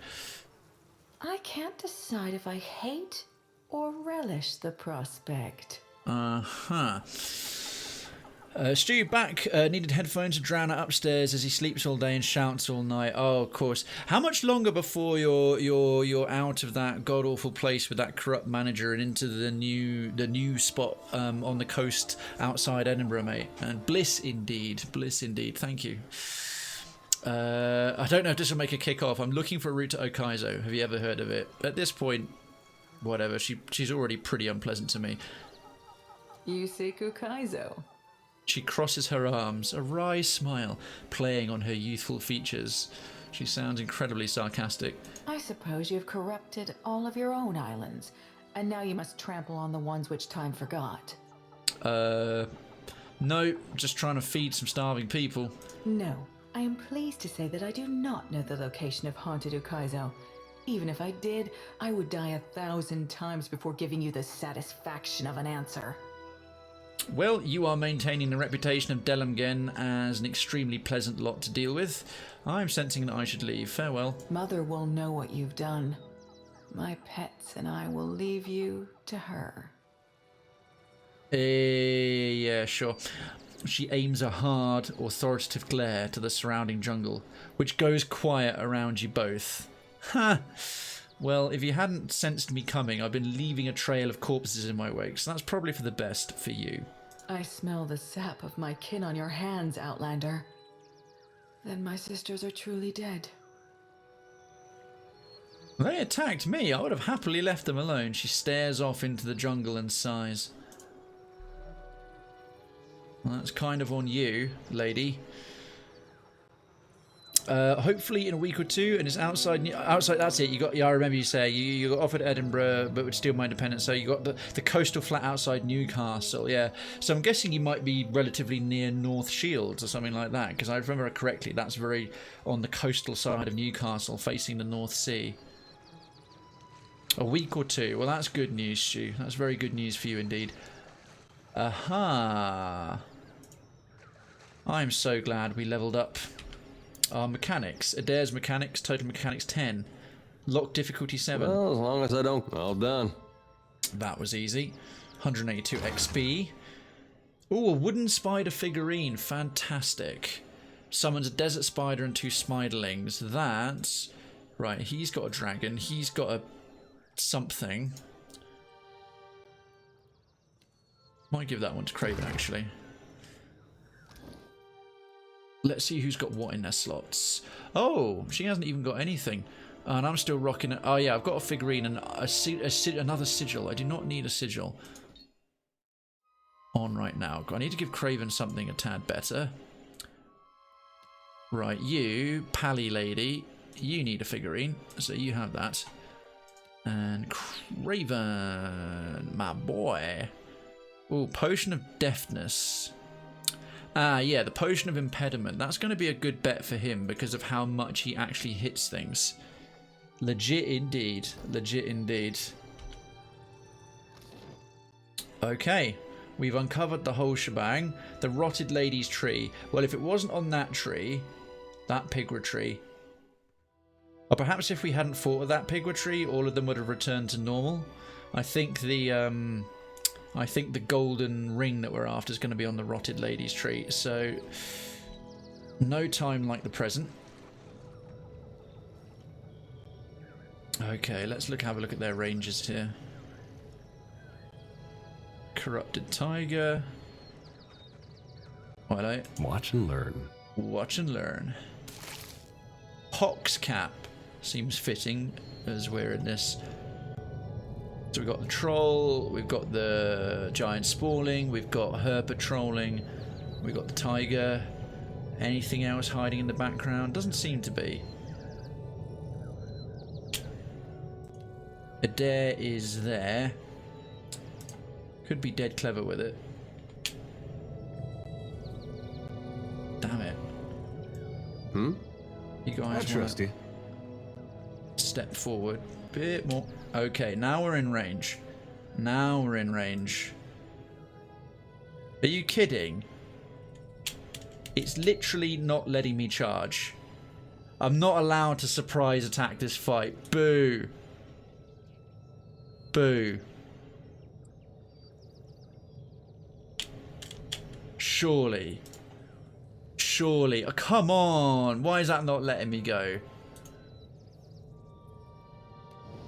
How about now? Trespass. Madam, this Oh, is shit. a swamp at best. Damn it, I skipped dialogue. What could we be trespassing on? He said trespass is something something. I was not expecting dialogue. Damn it, missed that bit. I'll catch up on it later in the thing. So trespass is something. This is why we wrote Tekahu. This is a swamp at best.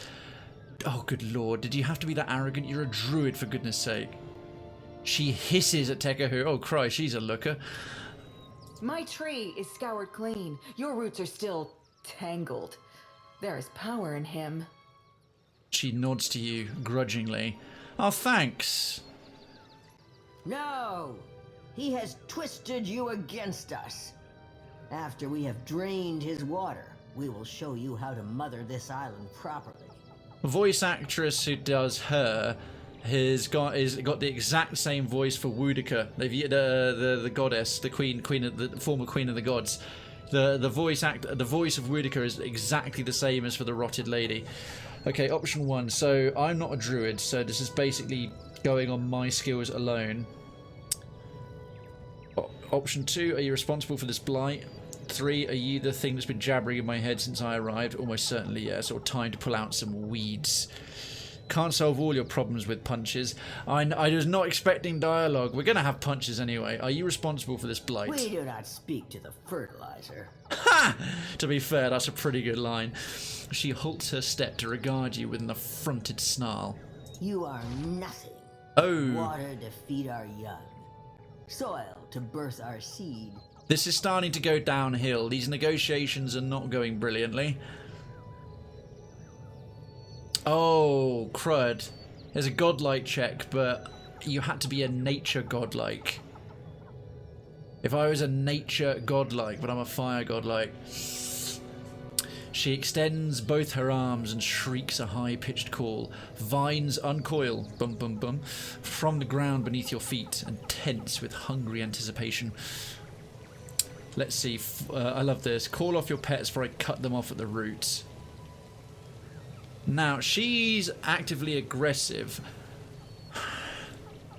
Sometimes it's not always best to take the diplomatic route. You can either go aggression to aggression or try and pursue a diplomatic path. I think with her, trying not to fight, oh, it could be either. Or I can just attack. Try not to bleed any sap on me. It's impossible to wash off. Again, being an arsehole always has the best lines in the game, but I didn't come here looking for a fight. He didn't kill me, and that's saying something. I mean, I killed your sisters, but they were kind of bitches. The Delimgan crosses her arms and nods. Shit, what the hell? I cured her and recovered it, and she was like, Mother's gonna kill you, and I'm gonna enjoy watching her strip you, and I'm gonna why did you save me? I wanted to be coiled and able to protect myself, and now she's singing my praises. Okay, she's gone from hating the fact that I helped her to defending me. I'm not complaining, but it's kind of quite schizophrenic in character. You are too trusting, child. She narrows her eyes on the Delimgan before gesturing for you to speak with an open claw. So 3, attack. On second thought, I tired of negotiations. Well, it seems like there's the openings here of a path to solve this without violence, if possible.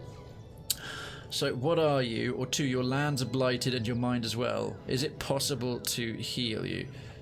I could... I don't want to be that direct with her. Can I say, what are you? And just ask, what are you?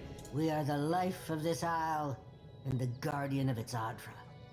She glances toward the outcropping of ruined mineral sprouting from the ground. I'm all for protecting the Adra. They are literally the pillars of eternity. When death spread wide her arms to embrace the dead fire, we twisted ourselves and stood tall against her. You mean Barath? When the Kith who angered the gods sought refuge, we nursed our young on their remains. FYI, folks, Kith is the pillars of eternity term for the dominant civilized races of Eora, including humans, Amar, or Uamwa. I can't ever remember how to pronounce it properly. Dwarves, elves, Orlans, and godlike. The cataclysm was thousands of years ago. Ikera, you have been alive all of this time? Ah, that's why we bring him for a little bit of extra info. So yeah, they are millennia old. She merely stares at him, dark sap running down her eyes and nose. Let's see, if I say... So 3, your lands are blighted into your mind as well as possible to heal you. Now this is a bit trickier. I'm only here to find evidence of lost Ukaizo. She will know where it is, and I expect she won't want any outsider going near it. But again, if I'm direct enough to go, your lands are blighted in your mind as well, is it possible to heal you? She seems very much to not want that. She wants the corruption for the sake of defense. But this is a much tougher one to figure out. Just going, oh yeah, I'm only here to go and find this sacred place lost to the mysteries of time. Oh. This is the new option. My instinct is like, maybe go for it, but I don't really want to say where I'm going, and I don't want to give her evidence that, yeah, we're off to corrupt somewhere new. Your lands are blighted in your mind as well. Is it possible to heal you? It still feels too direct. Oh, Christ, I'm torn here, chat.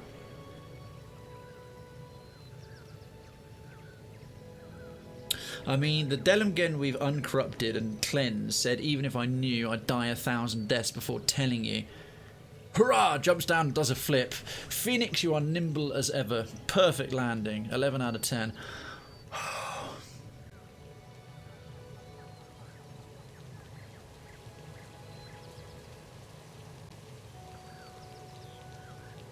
It's with trepid. This feels like a mistake, but I'm just so hesitant about touching this one.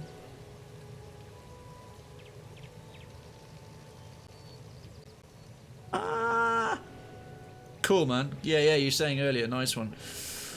Oh, what do I do? I'm only here to find evidence of lost Ukaizo. Again, I'm just going to try and summarize and weigh this up. Option 1. This is not insulting her with like, your lands are blighted, your mind as well, basically telling her she's crazy. I think she knows what situation they're in, more so than the rest of them. And she's very much pushed against being healed. So just saying, look, we're just here for this, nothing against you, evidence, and then we're going to leave. Or at least not imply we're going to do anything further. And it's the new option. Downside, it might be like, you're going to try and go there? That's sacred. I'll kill you before I ever let you go through there. Cute nightmare girl. Hello, hello, hello. Welcome, Phoenix Fall God's other half. Lucky fellow. Pydred, kill them all and let Barath sort them out. Ha! Good use of Dawn Whisper's excellent emoji combo there. I'm glad I'm not you. This is a difficult decision I did. I'm trying to play it to my character, and Cute Nightmare Girl 90, welcome. Thanks so much for coming by and watching the show and enjoying it with Citizen Phoenix there. Lovely to have you.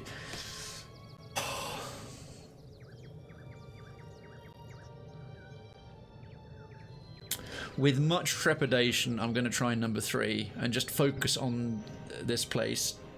Ah! You are blind to the harmony of our grove, Outlander.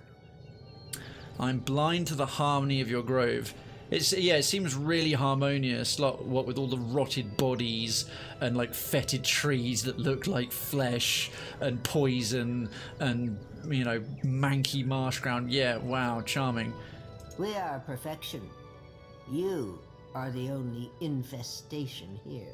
Okay, well, we didn't get immediately murdered. A black beetle crawls from her leering jaws and into the tangled mass of her hair. How descriptive. Meep. No worries, no worries, no worries.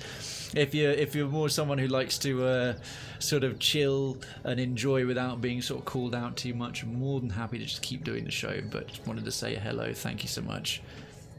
All right, we'll carry on. But 3, you're not going to let me talk my way out of this, are you? It's basically just an acknowledgement. Or 4, attack then die. But we have 2 skill checks, both of which we can pass. So I've got a diploma. Amazingly, I can pass a diplomacy check even without Aloth. Oh, just barely.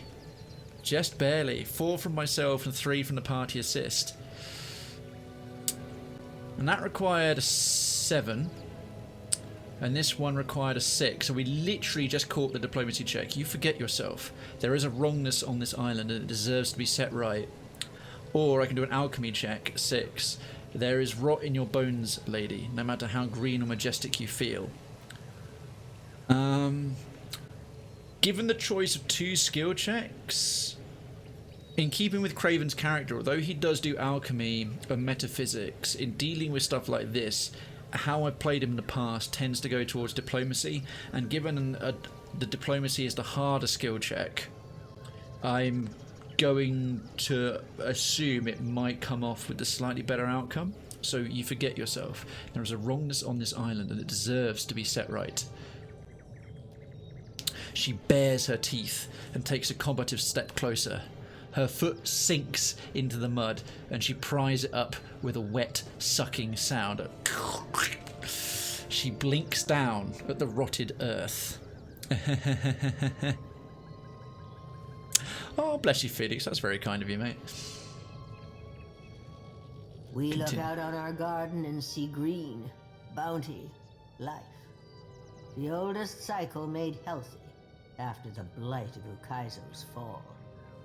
Is this not so? She squints, taking in her surroundings without knowing where to settle her gaze.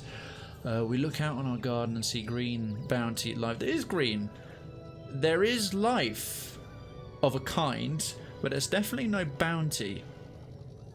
The oldest cycle made healthy after the blight, and it's definitely not healthy. It's blighted in its own right.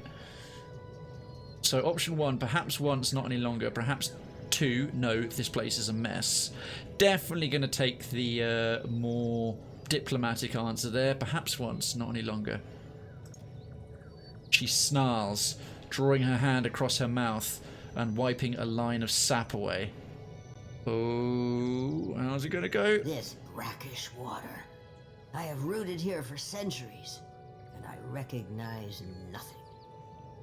Her spindly arms fall to her side with the sound of splintering wood.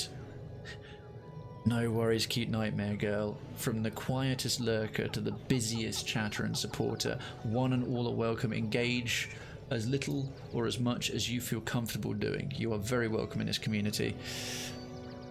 I'm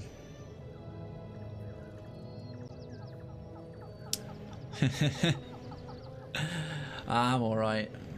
We all have our insecurities, and I have my own as well.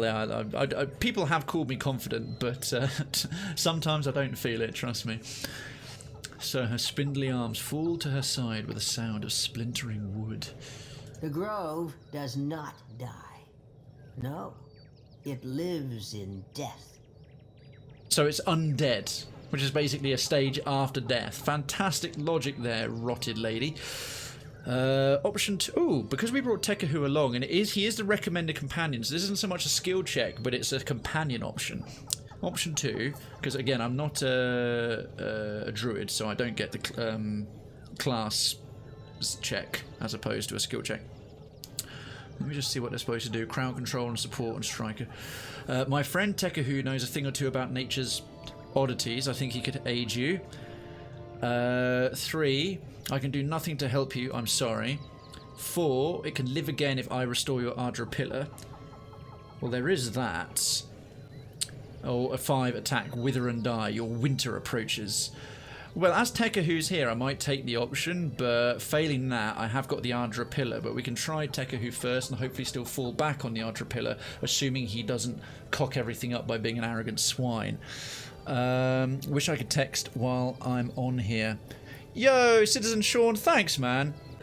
Yeah, indeed. I hope you're doing okay. Are you feeling a little better, Sean? I know you've been under the weather and rather sick. Are you on the mend at all? Either case, I hope you've had the best weekend possible under whatever your circumstances currently are. What is this game called? I've never seen it before. Great question. This is Pillars of Eternity 2. So it's the sequel, as the name suggests, to Pillars of Eternity 1, and it falls very much in the CRPG subgenre of RPG. So obviously roleplay game.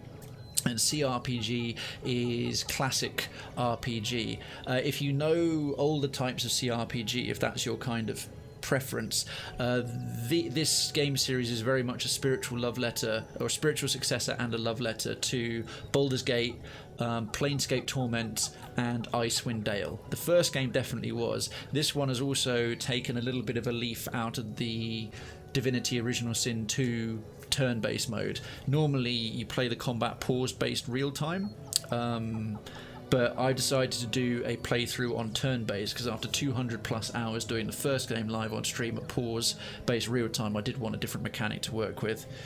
And yes, if you're less familiar with Twitch, Cute Nightmare Girl, if it's something that's a bit newer to you, if you're ever curious what game is being played or what is currently going on, when you're watching the stream, if you're watching on mobile, underneath the stream screen where you're watching me and the game content, it will show you the game title or the category. So mine says Pillars of Eternity 2. It's got the title and then the category. Or if people are doing something like something creative or just chatting or live reading, it will say something like that. And yeah, that's usually how you can tell what's going on in future. And if you're on Chrome, if you're looking on a web browser or you're on the desktop app, it will be in the bottom left, again below the full stream content, the info of the stream title, commands, what the game is or what the category is in the bottom left. And you are doing better, Sean. That's excellent. I'm glad to hear it. That's Stu, that's excellent. Right, let's try option number 2, and hopefully we can fall back on the Adra pillar. So my friend Tekahu knows a thing about nature's oddities. I think he could aid you. Kara, I will try to take that as a compliment. Oh, it wasn't meant as one. He folds his arms and raises an eyebrow. She closes her talons in a beckoning gesture, narrowing her eyes as you approach. Right, Tekahu, don't balls this up, please. Oh, we're going to get a slight cutscene. Oh, here we go. This corrupted tree bows crookedly under its own weight. Every limb drips with thick, putrid sap. Its vines of intact... Oh. Celine. Oh, it's a name redemption from whom? I'll come up with a little delay in a second. Phoenix for God wishes to name a thing in their honour or for lewdness. No worries. Well, that sounds like a character name as opposed to a place name, so that'll almost certainly be available on Thursday when we do Auction Not Included. We'll name one of our little duplicates, one of our little derps, that. So there you go. No problem. And they can run around with other people from our community on screen, building our little base in our comet for Tactical Thursday this Thursday. No problem at all. So every limb drips with thick, putrid sap. Its vines have entangled the tip of an Adra pillar and seem to be infesting it with the same rot that permeates the surrounding jungle. Ah, interesting. So my watcher could cleanse the pillar and push the corruption out, but it seems Tekahu could possibly solve the problem at its source by cleansing the tree and thus getting rid of the corruption that way, and the pillar can heal itself. So I think destroying the tree will make us very not friends with all these people, but we'll investigate the corruption closer. You shift aside leaves and vines, poking your fingers into an ooze-filled knothole. Ugh. The sap running down the bark is both hot and uncommonly sticky. All right. Down in its core, the tree is still green and alive. It won't be long before the whole organism becomes a ravening parasite, but it seems aware enough to slow that inevitable decline.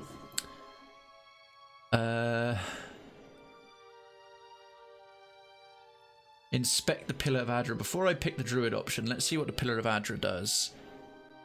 I figured as much, Phoenix. It's okay. Inspect the Pillar of Adra.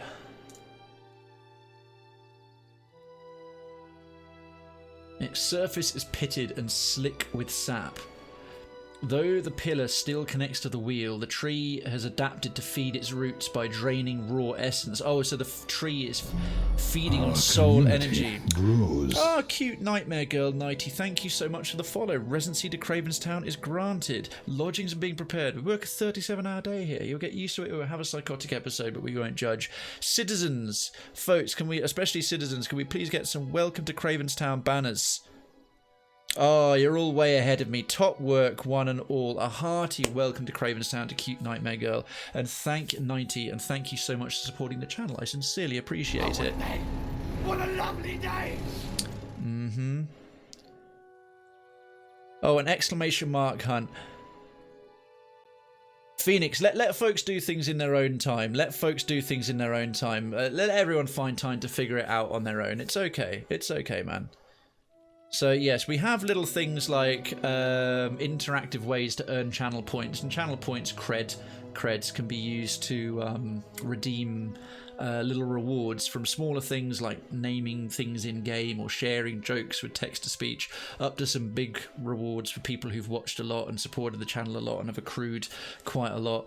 So we have some interactive fun stuff like dueling one another, going on hunts to fit with the lore and the kind of mythos I've developed around the community in Krayven's Town, and we've got spinning as well.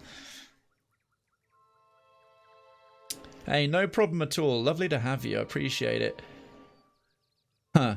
Oh, I think possibly, Sean, yeah, there's a shared cooldown because you'll be on a personal user cooldown of sound effects for 1 minute. It's to prevent people from trolls potentially coming in and spamming sound effects loads. So each individual person wants to do a sound effect has got like a universal cooldown for 1 minute. So you'll be able to do it soon. Yeah, So giving the tree enough essence to sustain itself would put an end to the parasitic connection. So feed the tree enough soul essence to heal itself. Yeah, let's consider an alternative. You step back and weigh your options. Have a druid whisper to the tree, convince it to give up the corruption at its heart. Yep. Right. All on you, Tekahu. What is it you want? We want a shrubbery! Cool. All right. After that one, a pause on sound effects, please, folks, while we're doing the lore, and I've got lots of reading. So awesome, excellent use of shrubbery, especially in the jungle, but we can just take a pause so we don't break the immersion. Tekahu approaches the tree with an anxious glance in your direction. The vines encircling the trunk tighten in response. As Tekahu lays a hand on the bark, the taller branches sway in a hypnotic pattern. Tekahu concentrates with a furrowed brow. While Tekahu is distracted, you feel a presence awaken and assert itself in your mind. What corrupted life endures inside the tree is more interested in you by far. The core of the tree offers you desperate images of health, long life, and food. All dark promises. Temptation and want are the only motives the tree seems to understand anymore. Let's see. Option 1, succumb to the temptation. I do like that you're allowed to do that. 2, reject the false promises. 3, consider another approach. So the tree's essence at the core is green and alive.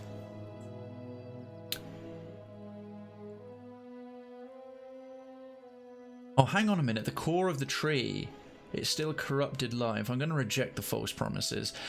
Oh god, though, it feels obvious. This is an Obsidian game. This is an Obsidian game. Succumbing to the temptation can't be a good idea. I mean, we've come this far. Consider another approach. Nope, let's just reject them. Desperate images of health, long life, and food. Reject the false promises.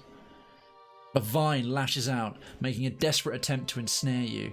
It makes only a brief glance in contact, but the tree's presence in your thoughts grows weightier. No sooner is the contact made than the vine withdraws, a mixture of hesitation and fear sending it retreating back to the tree with shuddering, snake-like motions. Something inside of you has frightened the ancient rot or else given it pause. You know what that'll be? Well, it's a number of things. Either that I'm a watcher, my connection to Aethys, but most likely I carry the mark of Barath inside me. I literally carry the mark of death on an errand for Barath. I'm Barath's herald. So standing in the middle of this place is the herald of death itself. That's what it sensed, and it's backed the hell off. But what knock-on effect is that knowledge that the tree now has going to have? Let's find out. Oh, you hear a sound like a rock splitting in half. Dark sap oozes from the cracks between the bark, sizzling when it touches the ground. Very alien goo corruption, classic sort of fantasy corruption. This is so D&D. A creaking of wood follows as vibrant colour slowly eases up the roots of the healthy tree. Oh, happy days! Oh, goodness sake. That's more like it, and boom, the corruption, the Adra is now cleansed as well. Ah, and she's looking a lot cleaner and healthier. The Menpigra, or the Pagra? The Menpigra turns to you and blinks with surprise, her vision sharper and more focused than before. She's no longer a rotted lady. Looking better already, I say. Tekahu winks up at her. Yo, Bobby Fat Gun. No, totally blind playthrough for me, and lovely to see you again. Lovely to see you in the chat, I should say. Thank you for any and all lurking since I last caught you chatting away in here. I do hope you're well. Catch me up. What have you been up to since I last saw you here, mate? Yeah, I did the first one fully blinded 100%. I'm doing the same with this, so it's going to be, this is comfortably carrying me through the rest of this year for Sundays and into next year on Sundays as well. Absolutely. She studies his motions, swallowing uncertainly. That thing I was, she is no more, but I carry enough of her to know the meaning of gratitude. Thank you. She nods. Oh, happy ending, maybe. I collected a small hoard of trinkets from visitors. Visitors! We have no need of these trophies. She gestures to the hollow of her tree, squinting at the bar because she struggles to recognize her surroundings. I think she's been corrupted for a very long time.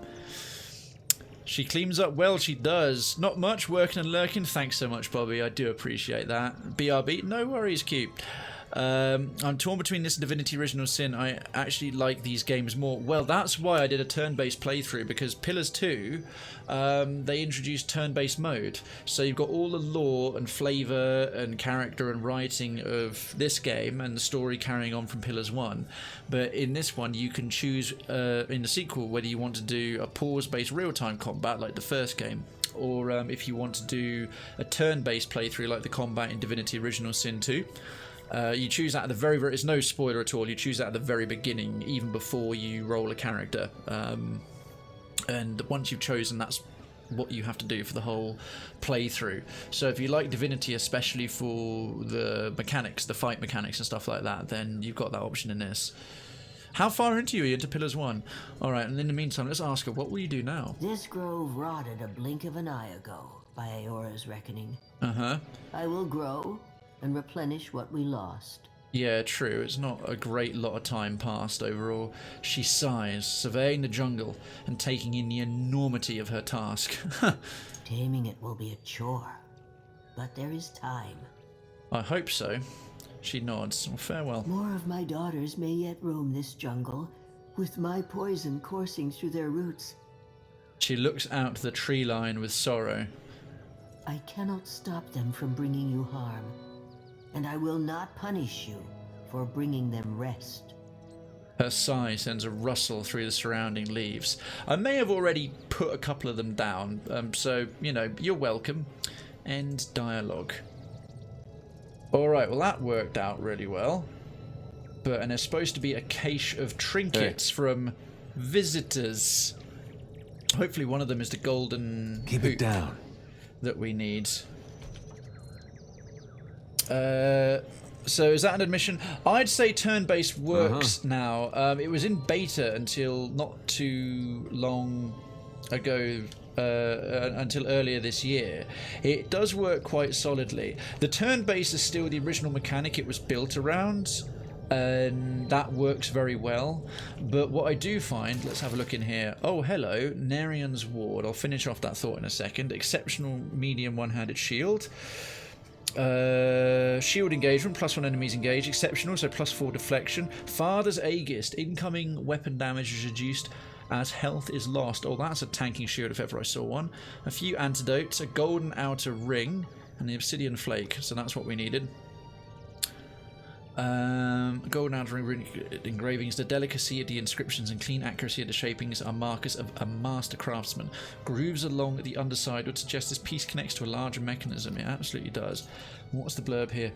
So, what particularly stands out about turn-based, if you like Pillars 1 enough that you want to do the sequel, Bobby, is that certain spells and abilities that are actually kind of meh and very risky in pause-based real-time become a lot more useful and powerful in turn-based. So certain things that go down on particular channels or hit everyone, or kind of require enemies to be lined up, or are very much more situational, are potentially a lot more useful in turn-based mode, because obviously the way in which you move and when you can move is a lot fixed. And if one of your casters, let's say, or one of your characters gets off an ability before it's an enemy's turn to move, you can get a lot of effect out of it. Whereas when you're in pause based, you've got to do the stuff that's going to go off in time while everything's running around at once. So in pause based, some abilities are much more useful, but in turn based,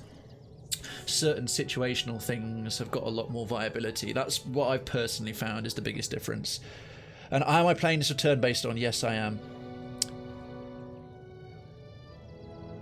Can I DM you tomorrow after the stream? You absolutely can, Phoenix, but I might take a bit of time to reply, because usually when I finish a stream it's between 11:30 and midnight my time, and I tend to wind down and start going to bed and stuff. But you're more than welcome to send me a message, and I will check it out and get back to you as soon as I'm able to. So just letting you know in case like you wonder if I don't reply right away. That's why. Nerian's Ward, so let's read the blurb. Medium shield, accuracy -4. This round shield was crafted by Orvin, an Adiran blacksmith, after his son, Nerian, informed him of his decision to leave home and to follow a life of adventuring. Unable to dissuade his son, Orvin intended to make sure Nerian would carry something with which to defend himself from the many dangers he would surely encounter. Orvin worked for weeks, painstakingly assembling the finest shield he had ever constructed. The blacksmith could not afford expensive wood or fancy leather. Even the rivets were of humble iron. The quality of the craftsmanship, however, and the care with which Orvin poured into a shield made it into something greater than the sum of its parts. It was the last gift Nerian would ever receive from his father, who passed away only several weeks after his departure. Nerian would survive his adventures, eventually retiring to his family home, where he took up the smithy's hammer for himself. Oh, that's a happy ending. Well, that will go to Senor Adair. He's already got a fine shimmer scale, but this is an exceptional one. And the rest of that can go in the stash. Addendum added. Right, let's read the rest of the blurb. I've acquired both wheels. I need to place them on the stone disc. By removing the corruption for her tree, I transformed a Pigra back into a Delimgan. And that's it, Pigra, corrupted Delimgan. It's unclear if she's an ally, but at least I have one less potential enemy. I restored the Green Lady. So she was the Rotted Lady. She's now the Green Lady and earned her gratitude. I'm free to search her treasure cache for anything that might prove useful to me. So yeah, she's now called the Green Lady, and we can even speak to her further. The Green Lady regards you with a serene expression. Well, that's a pleasant change. Most Delimgen are usually quite vicious. Even the uncorrupted ones are usually overtly hostile. Now let's see what this one's got to say. Mother is restored. Weakened like me. Oh. She's not so happy. She thinks they'll, invaders will come and they can't defend them. Mother is... Okay. restored. Weakened like me. The impetuousness of youth. She's only got to be a few hundred years old. Absolutely nothing. Nothing by the thousands of years the people have been in here. And now the trolls and the Sporlings are friendly. It's a friendly troll. Yay. Right, let's get back up to here. Let's fast forward that on. Well, that's gone well. Lover... Oh, where the hell am I going with that? Right, where are the rest of you? How is he so much faster? Right, now we've got both pieces. Let's see if we can solve this little conundrum. Because this is what we need to actually find where to go next. The golden disc faces the sky, motionless and silent. You note that the vacant depressions in the control panel match the engraved rings you found in the ruin.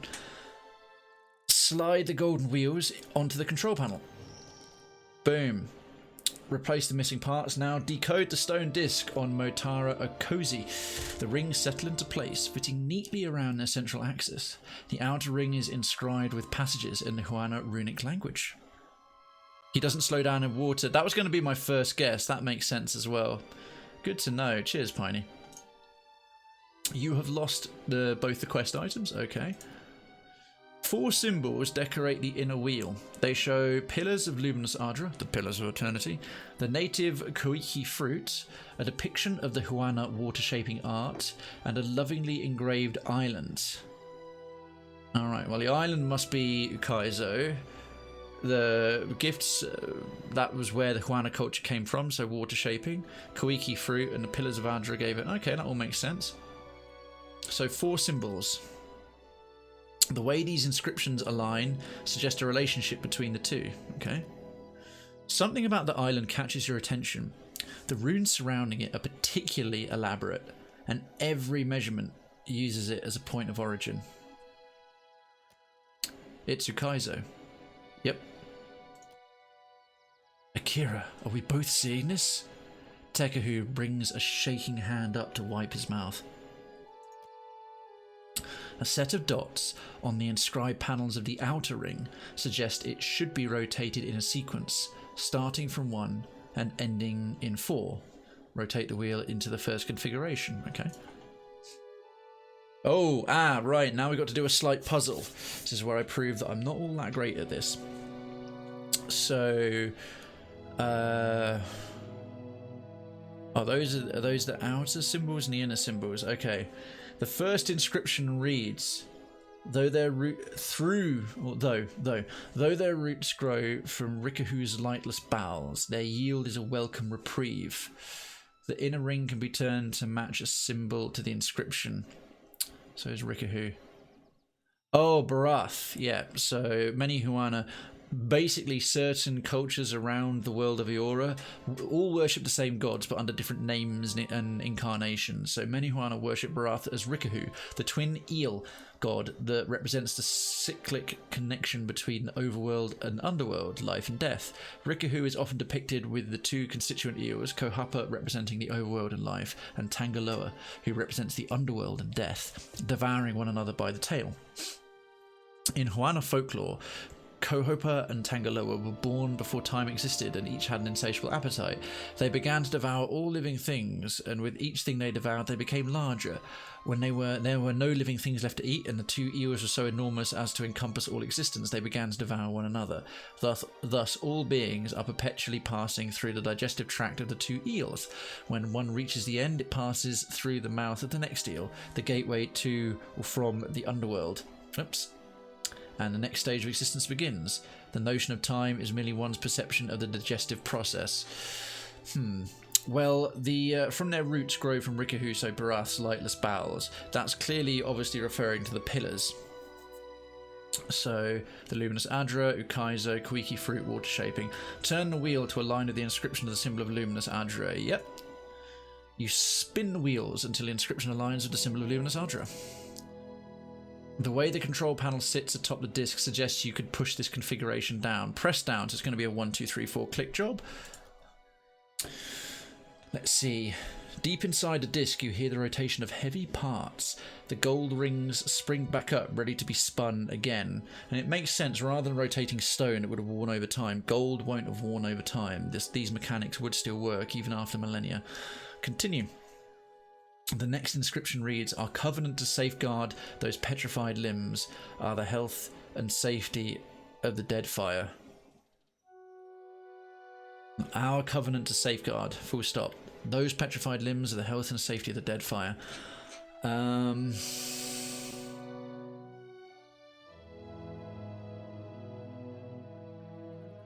Our covenant to safeguard. Well, it's not Koiki fruit. I think that might be water shaping.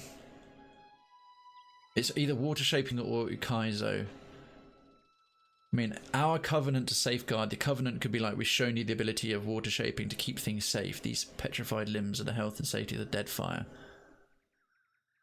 I'm thinking water shaping. So lining up the symbol of water shaping with the inscription. Press down on the metalwork. The wheels settle into place with some resistance, likely owing to age and neglect.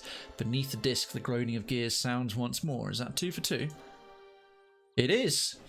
The next inscription reads, Ngati gifted her chosen people with dominion over her dark and turbulent kingdom.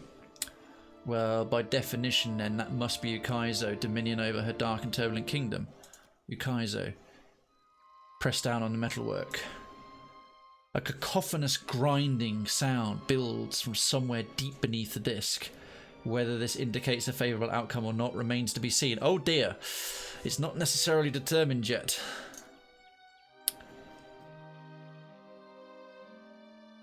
Oh no. The final inscription reads, our origin, our destination, our home. Wherever we go, she is the horizon. Well, it's definitely not Koiki fruit. I've done something wrong. That would be, so the final one is Ukaizo. So go back, start from the beginning. You undo your work and restore the wheel to its original position. So rotate the wheel to the first consideration. Oh, hang on. Though their roots grow from Rikuhu's lightless bowels, their yield is a welcome reprieve. That must be the Koiki fruit.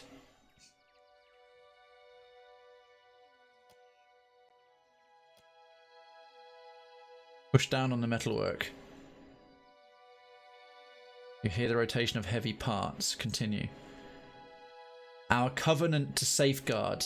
This, yeah, that makes more sense that it's the luminous Adra. When it talked about roots going into Barath's kingdom, that could comfortably be the pillars themselves, because the pillars of Adra are the wheel. It's where souls go into the wheel, and their roots go into the ground. But a welcome reprieve implies more food. But these petrified limbs are the health and safety of the Deadfire. See, that could also be Koiki fruit. I don't know whether the trees of the Koiki fruit are on petrified trees. So it's really unclear. These petrified limbs are the health and safety of the Deadfire. Koiki fruit and welcome reprieve probably make more sense. Petrified limbs, I guess that's got to be luminous Adra. It's definitely not Ukaizo and water shaping. And Gati gifted her chosen people with dominion over her dark and turbulent kingdom, so that makes the most sense for water shaping. Push down. Yeah, and then Ukaizo. So definitely 3 and 4 are water shaping Ukaizo. So our origin, our destination, our home, wherever we go, she is the horizon. But whether it's pillars first or Koiki fruit first, I'm not sure. Turn the wheel to match the symbol of Ukaizo and press the panel. It takes an extra hard push, but the rings settle into place. Akira, home is where the Koiki fruit is. Ha! Damn it! You could be right, Piney, you could be right. A long silence follows, in which you are forced to wonder whether or not you input the correct combination and what consequences might follow either way. Oh, the anticipation. It is tense. It is tense. I'm coiled. I'm as coiled tightly as this golden cog. Continue. Ah! Manipulating the control panel has rotated the rings of the massive inner disc into a new configuration. One that lines up with neat precision. That's good. The engravings intersect in a manner that forms the shape of the Deadfire. Ah, see, look, little lines that kind of form the Deadfire. Okay. Here's going. The emerging image is not exactly a map, but an index of islands and coordinates organised in relation to each other. You recognise several of the sighted locations as containing nothing but open water. Charting a path by this obsolete system now would be impossible. Great. The word Ukaizo stands out from the other named islands. Decode the stone disc, return. We did it! We did it. Return to Prince Arihi. First time. Not to brag, except that I really love bragging. You take a rubbing of the disc in its completed form. Judging by your surroundings, this coordinate system has gone untouched for millennia. Your findings may be of interest to someone, like the prince who sent us out here to do exactly that, probably of interest to him. You have gained an item, a Huana chart. This rubbing was taken from the blighted ruin of Motare, Kozi, and shows a complex navigational system used by the ancient Huana, likely intended to aid any lost travellers on their way home. Since Cataclysm reconfigured much of the Deadfire, the coordinates are all obsolete. Still, a reference to Ukaizo means that this rubbing might be of value to more than just historians. Boom. Oh, interesting. The gold rings are resolutely locked in place. So let's see. You take a... Whether or not this treasure should be available to just anyone who happens by is another matter. Ah, now this could be quite an important decision. Night chat, night Krayven, night Stew. Sean, good night. Thanks so much for swinging by, and I'm so glad you're feeling better. And of course, I'll be back tomorrow at 7 PM for more Fallout New Vegas for Mellow Out Monday. If you can make it, fantastic. If not, until I next see you, have a great rest of your weekend and week. Take care of yourself, mate. Cheers. So, decision time about do we smash this ancient artifact from a bygone age. A wise decision. Vincent Kell, thank you so much for the follow. Residency to Krayven's Town is granted. Lodgings are being prepared. Please ignore the screams. They are screams of joy. Anyone happens to debate this official Krayven's Town propaganda, report them to your nearest enforcer for re-education and, if necessary, processing. And sincerely, thank you so much for supporting the channel. I do appreciate it. Some welcome banners, please, citizens, for Vincent Kell, the newest member of our little community. Thank you so much for enjoying the show and watching. Right. Now, Ukaizo is the home island and the origin of the Huana, the island Almua. Expeditions came here in the past, and this corrupted jungle killed them and rendered them all limb from limb. However, we have now restored the jungle, and although it is restored and no longer evil, it will no longer be able to defend itself. These painted mask tribe of Huana will eventually be overwhelmed by the invading colonial forces like the Valiant Trading Company and, even worse, the Royal Deadfire Company.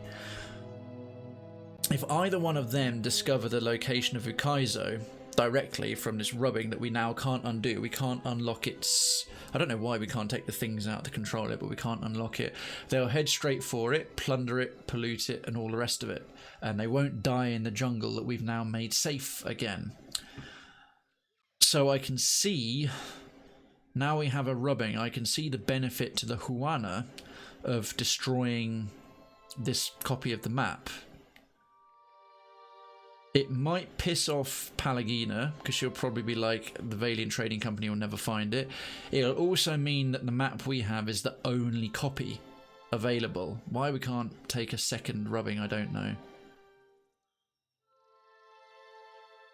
I am tending towards the idea that if we leave this alone, there'll be a showdown on Ukaizo, and yeah, more colonial invaders will come by. They will eventually to overtake this now cleansed jungle, kill the Delimgan, take this rubbing, and know exactly where to go with enough scholarship.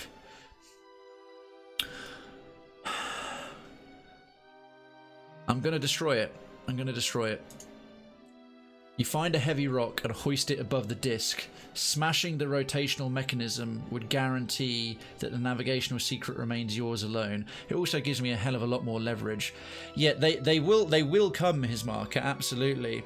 But even if we lose this island, if this island gets lost, that's a real shame. But of all the factions, I'm most supportive of the Huana, because the Valiant Trading Company and the Royal Deadfire Company want to harvest Adra from living Adra pillars, which is like the literal pillars of eternity that control the whole cycle of souls and reincarnation in this world.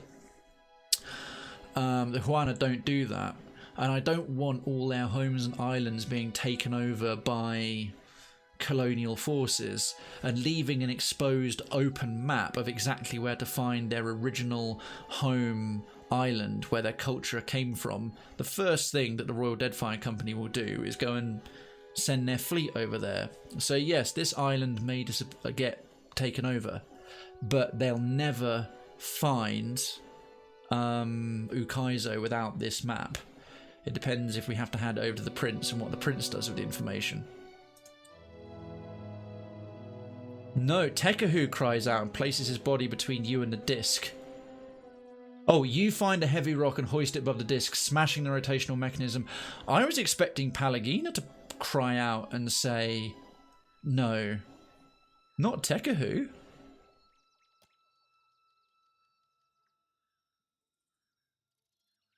Let's see. After all that this artifact has endured, do not let our coming be its death sentence.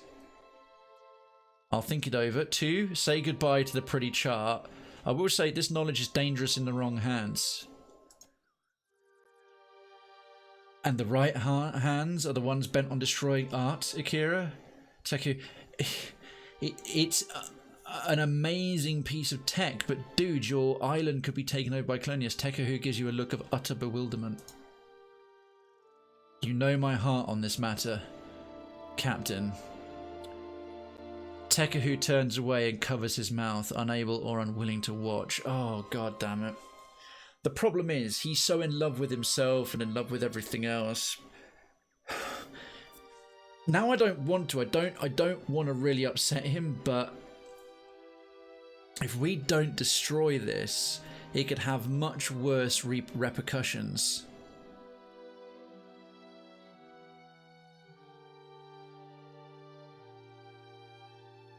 Oh.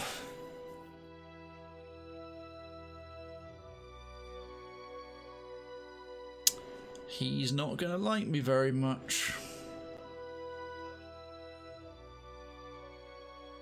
Unless I'm overthinking. No, I mean, giving a choice like this and going to Ukaizo.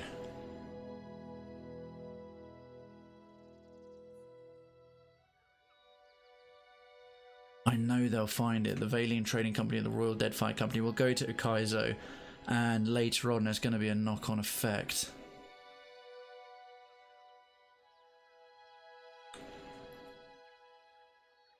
Its value as a map is more important than its value of art. I'm going to destroy it. I'm going to destroy it. There's a greater reward being maintained. Destroy the disc. You bring the rock down, splitting a mighty crack down the stonework. Something inside slips free and tumbles down a great distance. A whimper rises from Tekahu. He covers his mouth to stifle it. Your next blow falls harder still. The ancient disc crumbles, collapsing under its weight and rendering the rotational mechanism useless. The navigational chart is neither functional nor recognizable in its current state. Its secrets are safe. Right, how much damage did that do with my reputation with him? Oh, dearie me. He fucking hate. Oh, he doesn't. Oh, interesting. Interesting. I was really... Oh, hang on. Let's scroll down a tad.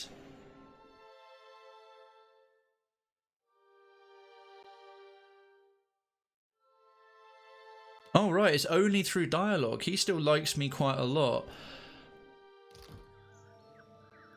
Does he want to talk to me? Yeah.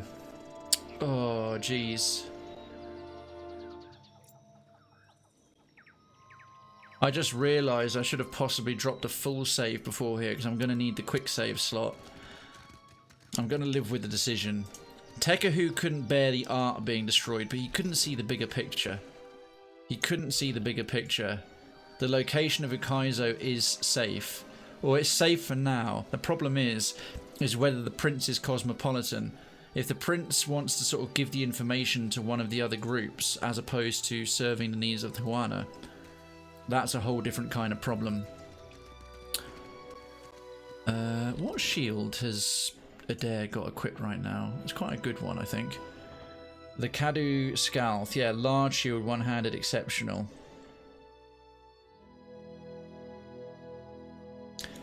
And grants Soul Strike. What about the medium bad boy, this one? Nerian's Ward. Both exceptional. So, deflection 12, accuracy 8. So we'd get deflection 8, accuracy 4. Plus 1 enemies engaged. Plus 4 shield deflection. Incoming weapon damage is reduced as health is lost. Maximum 50% damage reduction versus Soul Strike, Heavy Shard for even more deflection. Minus 5 incoming damage from spells. Plus 5 incoming damage from weapons, improved with the thingy dissonance skill. Let me just read what the other things are. What is this Soul Strike? Oh, it's an ability to pierce a target. Again, based on the metaphysics skill. I'm thinking switch it up. I am thinking we'll try Nerian's Ward on there for a little bit. Should get rid of these other things. Great Sword, exceptional heater shield, exceptional. We don't need these other non-enchanted, non-unique items. Well, as many of you know, as best I can, I've committed to that decision. I will live with the repercussions. The only repercussion now is how the prince is going to, Nekataka is going to react to the knowledge and what he's going to do with the information. Because chances are we have to hand it over to him.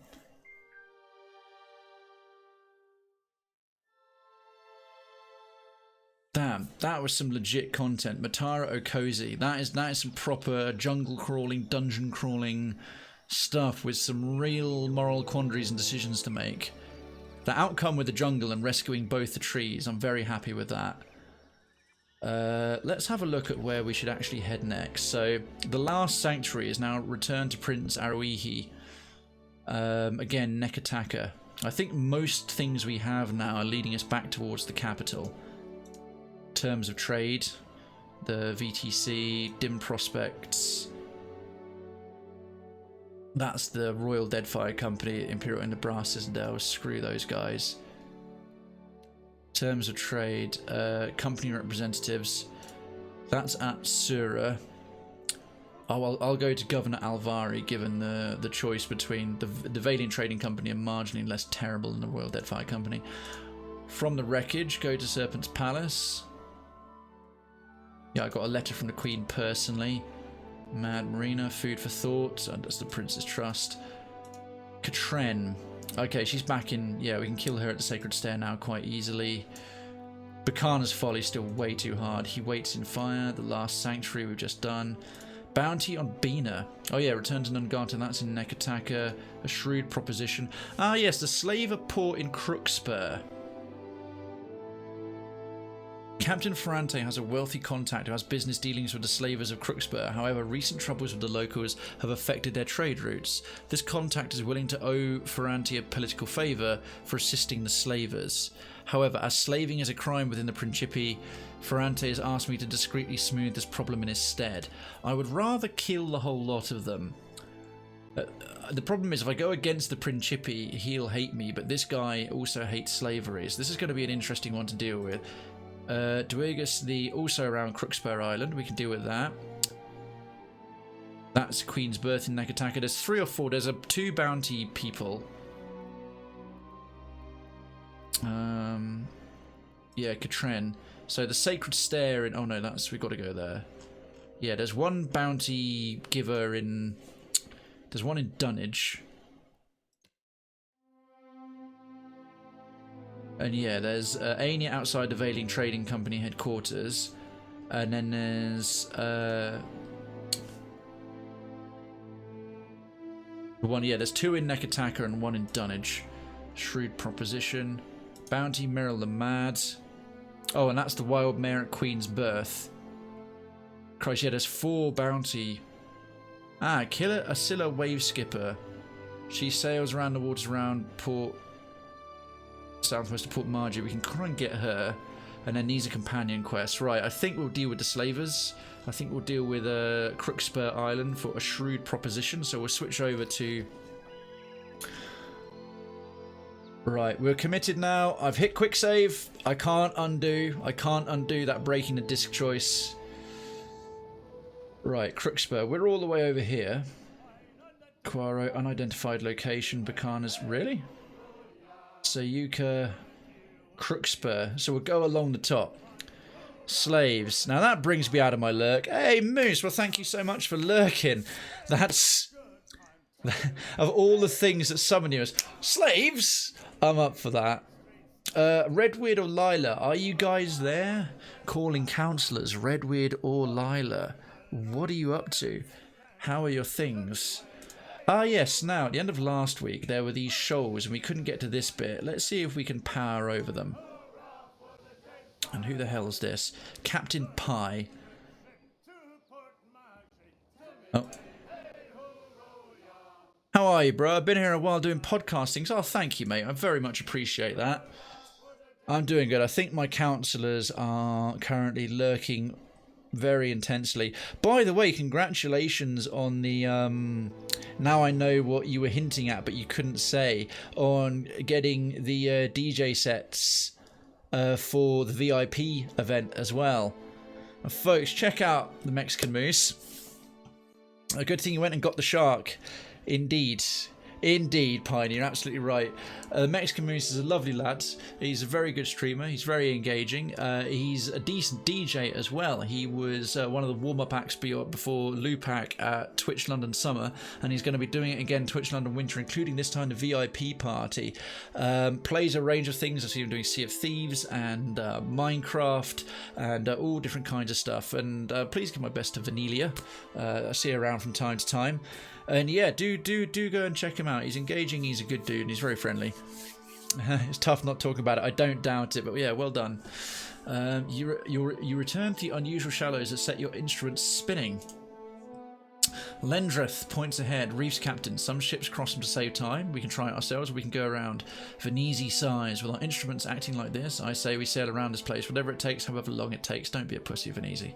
Don't be a pussy. Lendreth is an expert helmsman. I know the condition of our hull is solid. Take us through, Lendreth. Yeah, these are the hungry shoals of whale. They are going to damage our hull. Take us through, Lendreth. Andra protect us, Venezi mutters, hanging the useless compass on a peg. Brilliant. She's good. I'll pass on the kind words. Excellent. As you sail, and thank you very much, as you sail above the reefs, a faint light shimmers in the depths. At first, the globe barely reaches the surface, but it gradually brightens, its source rising closer. Something that looks like a submerged mountain peak. You recognise it as a vast shelf of luminous ardra. Oh dear. Continue! This is fine, this is fine. As they don't have coral reefs, they have ardra reefs. Fan-bloody-tastic. Soon, you are surrounded by jagged shoals of the stuff, reaching for your ship like grasping claws. Your crew goes quiet, tense and transfixed.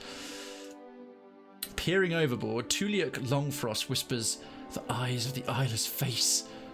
Seasoned deckhand. Just below the surface and surrounding your ship, you glimpse a host of eyes watching you. Whale, we chatted. Whale the god Whale. We chatted very recently. You know me. Let me go. As they flicker, however, the eyes resolve into thousands of fish, their silver and blue flanks marked with black spots like pupils. No worries, Moose. Thank you so much. Thank you for lurking. Appreciate it. And I don't know if you already knew this. I think, obviously, you know the thing that putting the slider all the way to mute discounts a view. I've heard rumblings and rumours that muting a tab does it as well now. So I've always gotten into the habit of putting my slider 1 above 0 if you don't want the background chatter of my lovely soporific tones and narrative stories if you're trying to do podcast things. But yeah, just worth bearing in mind for your own channel. I could be wrong, but there's been a lot of rumblings about that the last few months. Steady now, nice and easy. The shoals crowd and close around you as Lendreth labours mightily to keep the ship between them. She's an expert helmsman. She shouldn't cock this up. Partial success. -2 morale. Crew injuries. What caused us to fuck up? Failure. Helmsman check 4 versus the Defiant Helmsman 3. And then success, Helmsman check 2 versus... Okay, so she needed to be a master helmsman to do it perfectly.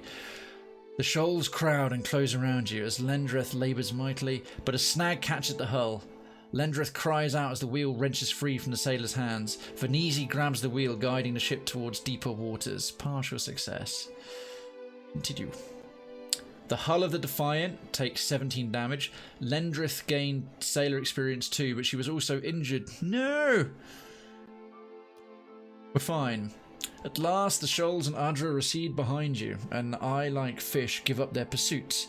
Venezi checks the compass, now pointing faithfully north, and breathes a sigh of relief. Breathes? The crew earned lots of experience. 324. The crew earned 3 sailor experience. Lendreth gained a rank. Right, she should be a master now, so get back off your ass. Right, so that's cleared. Injured crew ×1. Oh, flaps. Right, ship management. She's now a master helmsman. God damn it. Injured for 12 days. Torn muscle. How do we do that? Well, she can't level up anymore. She's now as good as she's going to get as a helmsman, which is awesome. Fearless and impulsive. Have we got anyone else who can step in as a helmsman for now? Right, you're meh at it. No one especially good. Who else? Venezzi's a good cannoneer. Expert cannoneer. Deckhand. I'm wasting that XP on her as a deckhand. And another deckhand. I'm getting to be a better captain. Worthless idiot's becoming a better navigator. She's becoming a better cook, and he's... Ah, I need a surgeon who is a better surgeon, basically. What's the tutorial for dealing with injured crew? Healing in resting slot. Oh, that's how, yeah, you got to put them in a resting slot. Okay.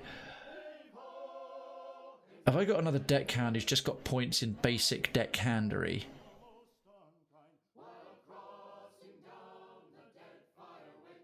So we've got a decent cannoneer, but we've already got 2 good cannoneers. So what I'm trying to do is basically get your crew can get a maximum of 4 skill levels total. But if they've got split skills, it means they can never become a master in any one skill. The best they'll ever do is expert.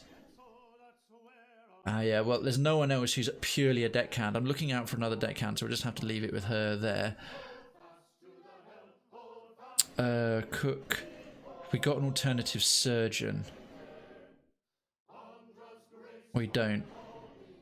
We need someone who's purely a surgeon and another person who's purely a deckhand. Otherwise, but for now, she needs to heal, which is a shame. You must return to the shipyard at Nekataka to change that slot. Damn it. That's frustrating. Oh god, they're drinking water again. No wonder their morale's going. Oh, sod it. We've got loads. We've got fruit and water. Save the beer. Save the booze. Damn it. I've got to go back to Nekataka for her to heal. Otherwise, she's just going to be...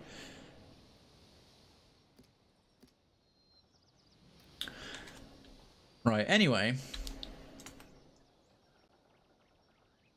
You can only sub in the known sailors at port. You have 3 subs waiting on the bench. I do, but I can't even switch her out. I literally, it just told me, yeah, I have to be at not just a port, but a port at Nekataka. Oh, hang on. Can I just do it directly? Helmsman and a bosun. Yeah. I can't even just do it at any port. I've got to be at the shipyard in Nekataka to do that. That sucks. That's quite frustrating. Huh? What do you want? Crud, we got too close. Sailing offers a welcome reprieve from Motare or Kozi until a silhouette of an advancing ship grows clearer on the horizon. The winds turn against you as the pursuer, a well-equipped Rautan junk, closes the distance handily. The flag of the Royal Deadfire Company waves proudly. A placard on the hull identifies it as Benevolent Aegis. Alright, so it was trying to home in on me. A loud percussion followed by the splash of water announces a cannonball fired across your bow. Do you mind? Stand down and prepare for inspection. Who the hell do you think you are? A commanding voice bellows over the turbulent crashing of waves. Shut the hell up. Yeah. Well, I don't want to start a fight with them necessarily. They're a lot bigger than me, Parley. Benevolent Aegis draws close enough for you to recognize the crew as hard and disciplined coastal armor, but one of them separates from the fold and plants his boot on the railing. The name is Pi, and I'll speak plainly. You wouldn't be leaving Motare or Kozi unless you found what we both want, the map.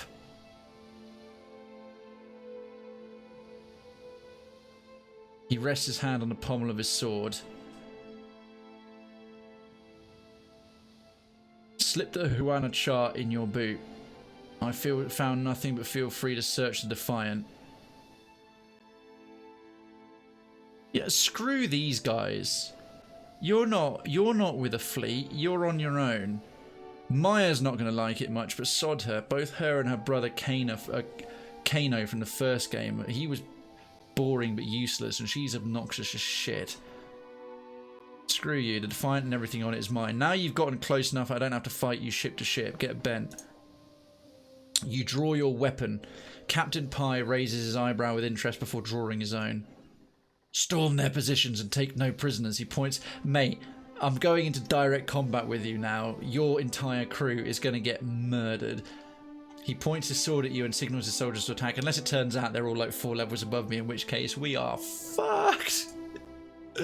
Right, I think this will jump straight to deck fighting, where I have a distinct advantage versus, I think, fighting ship-to-ship fighting with my little medium-sized boat versus a junk of that size, I would be a distinct disadvantage. So this will hopefully even the playing field. I've got a crew, I have replacements, I have additional sidekicks, I have my companions.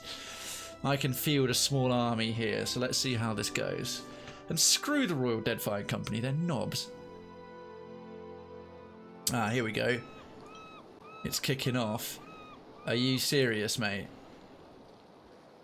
Are you serious? You have 4 sailors. Sorry, but you have to be stopped. Ha! Royal Weather Mage. There's literally 4 of them.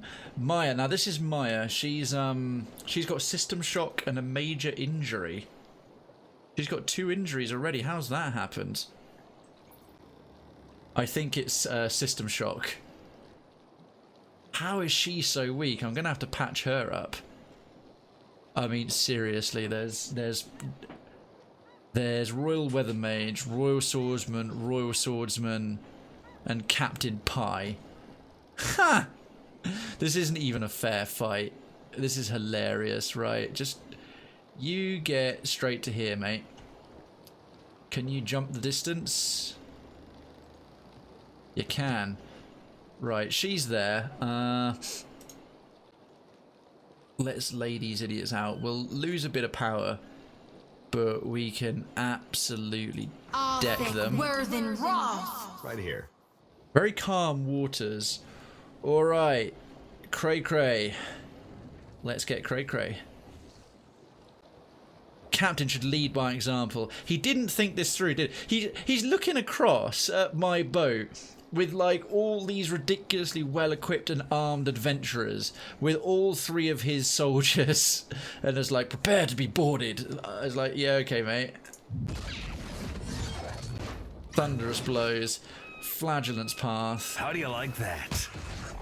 Wow, your Royal Swordsman's pretty boned, isn't he? And yes, Captain. Tekahu. Now you've got a bunch of tidy abilities. I haven't even had a chance to use him in combat yet. How would you like a storm at sea? Ocean. Oh, I like the idea of an ocean burst while we're at the ocean. We're in the ocean. Oh, that'll affect everyone in the area. I'm gonna throw him. Get him about there. That staff suits him so perfectly. And that's AoE. That one.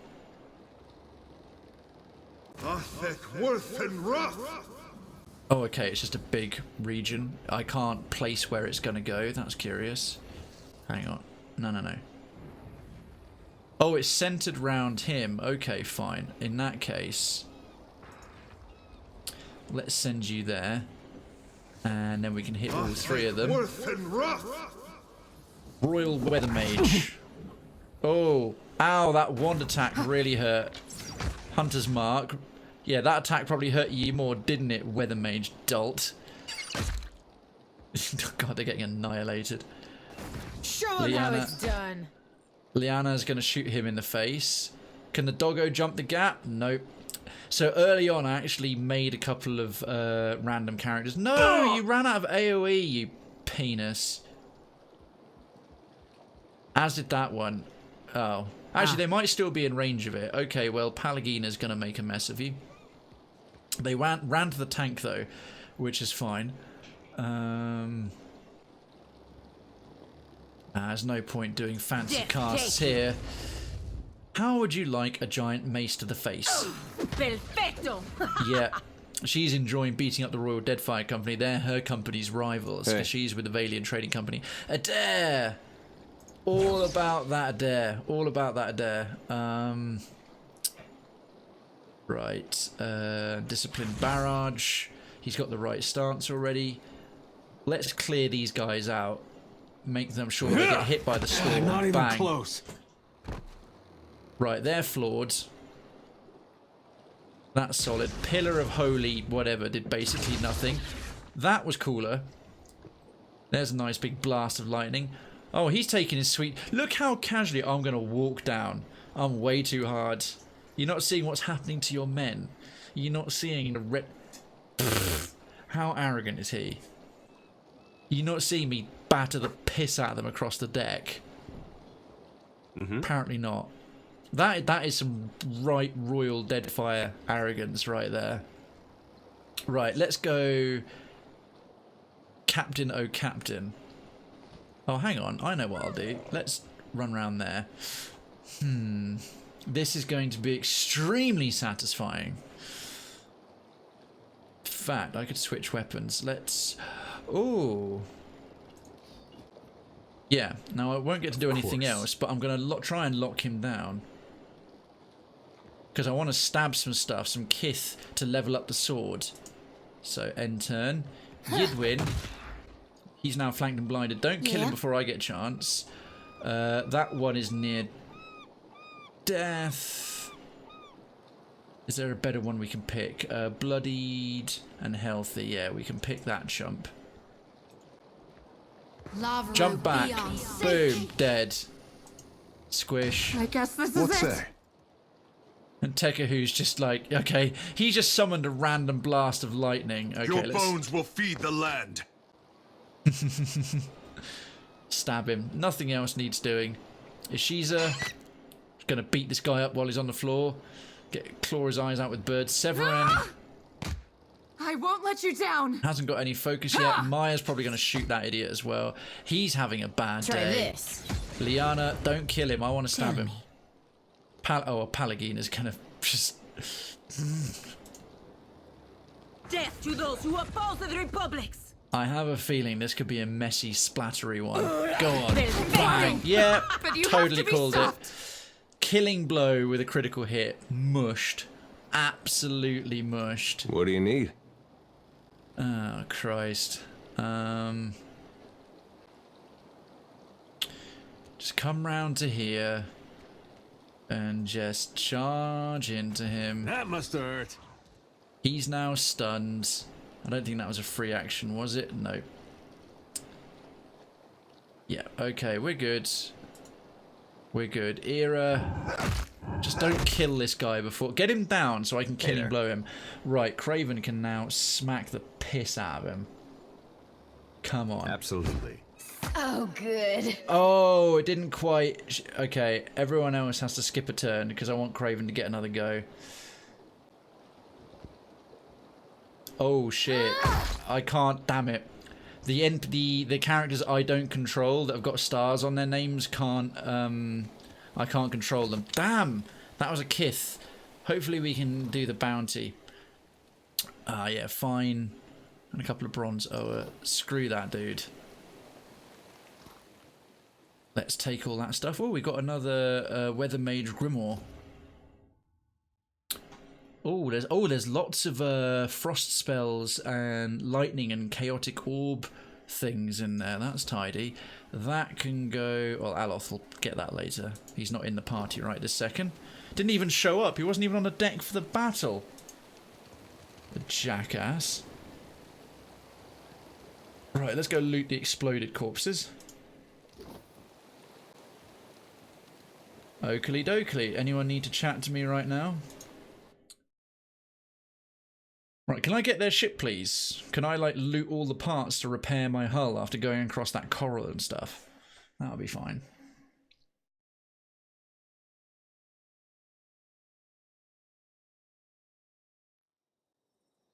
Okay. Apparently sunk without any traces. Hull health 44 out of 55. Repair supplies are a bit down. Otherwise, they were pretty good. We've got one injured helmsman, but that's about it. Let's clear out some of this fog.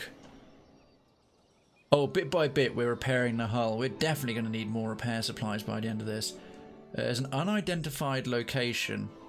Oh, go on then. Isolated Beach and Whenura Cleft. They're 2 levels above us. Perhaps we can take a genuine challenge here. I think. Oh yeah, so while we're at it, we'll do a bit of party management. We'll dismiss you. Ranger. Now we'll bring in Seraphen. And then we'll rest the party up. Let's land here and let's take a proper camp. So we'll get some dexterity down. Are we all out of fresh fruit? Oh yeah, the crew's eating all of it. That's annoying. Aged shark meat. We're better off using that to cook something. Crusted swordfish. Actually, I might use a crusted swordfish. Oh no, that's good for spellcasters. We don't really have any of those. Actually, let's take the silver fin off of her. What are his best for his stats? I'll give you some crusted swordfish. Make you 20% air, 2 penetration with spells, 10% damage. And for old Cray here, let's do some crafting while we're at it. Drugs, food. Food. Blackwood hull. Oh, we need blackwood logs and a shit ton of money. Blackwood trees are exceedingly rare. The corrupted trees are only found among the shadowy groves of the Menpigra. If you're running a race and you pass the person in second place, what place are you in?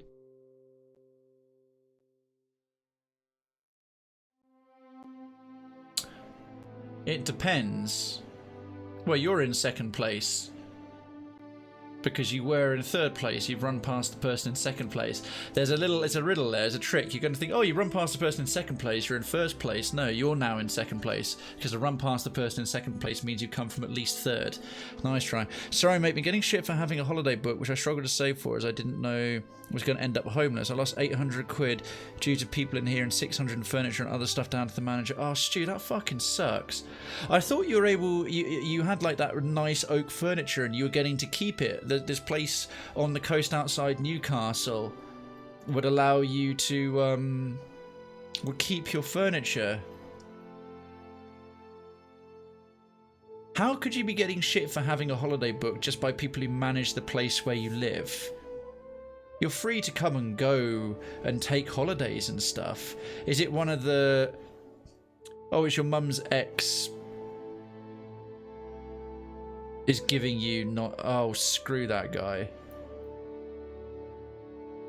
You lost 800... Did you lose £800 because of the holiday and you couldn't take it anymore? Whatever happened? What has happened? Losing 800 and 600 in furniture really, really sucks. I can't tell if you've lost it due to the holiday or people have stolen it, and I thought you got to keep the furniture. Now, I signed the bed frame and mattress and sofa over to upstairs as I keep my word. Do you mean that guy who's constantly screaming and shouting? I appreciate keeping your word. If that's what you feel is right for you and your principles, then go right ahead. But it sounds like this guy upstairs really doesn't deserve it. Oh, you got conned. Oh, Jesus, Stu. Yeah, don't be too generous and like don't be. If there's people who are literally trying to trick you, keeping your word because that's what you always do, isn't so much keeping your word. It's allowing you to. I would say do what's right for you. The people in the place you're in right now don't deserve an iota of your patience or respect. It sounds like. Oh, you wrote down on a bit of paper you can have all your other stuff. I would, Stu, if you want to keep it and it cost you that much to get, keep it. If this guy is just, if you've already been conned out that much money, I'm all for keeping one's word, but I will keep it if I say I'm going to sort of do something and help people out. But to the point where it's someone who would never, ever do a thing for me and is literally taking advantage of me, they've already betrayed my trust, and I consider the bond broken at that point. That's my... You do what you feel is right for your principles, but I don't think you owe the person upstairs or anyone else in that place a damn thing. And not to the extent that you are going to end up really struggling for people who couldn't care less what happens to you benefiting from you. That's all I mean, really. I could have thought I would have made something with shark soup. Oh no, I don't have any spices. Crusted swordfish? Oh no, I need swordfish meat. Captain's bouquet? Oysters and luminous lobster. That'd be nice, wouldn't it? I need to buy some... I need to go to a tavern and buy some spices. Positive food. Fried ugly. I don't even have any eggs. Hearty breakfast. Pork and fruit and eggs. Very positive. No, we can't make any food at all. That sucks. Unique. We could make some drugs. Should we cook some drugs before bed? I'm up for cooking some drugs. Deadeye, coral snuff. Oh, we've got plenty for coral snuff. Yeah. Let's knock up some coral snuff. We've got cave coral, marrow coral, and gunpowder. Nice. Yeah, drugs. You successfully crafted some drugs. Okay, what's Krayven going to eat, though, more importantly? Well, I've got some fried ugly. +1 constitution, +1 resolve, +10 area of effect. Hagfish, we've got some Halia's bounty. Kith meat, yeesh. Poultry. Palohi nuts. You just have to have some palohi nuts. A little bit of basic vegetarian and vegan friendly protein. Let's rest up.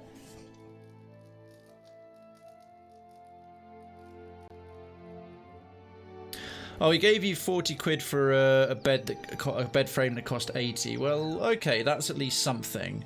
Then I guess he's actually paid for that, but it sounds like you had a bunch of other stuff. Love lobster, tried it in France. I've never actually had lobster. Is it supposedly tastes just like a giant shrimp.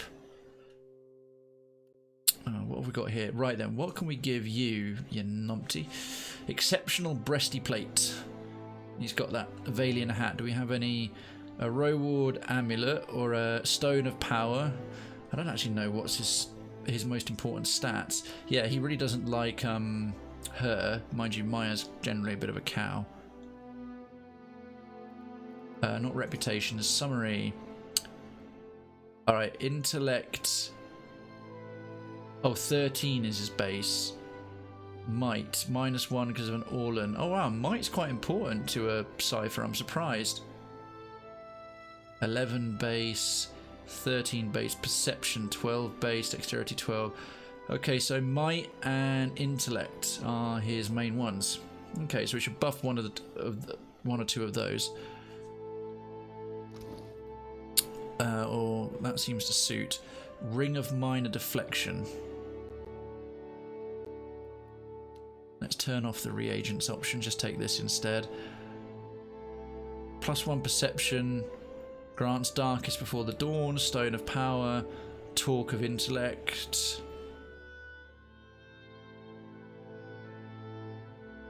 +15 resistance against poison, disease, meh, that's pretty crappy, right? Ring of minor deflection, just because we don't have anything else.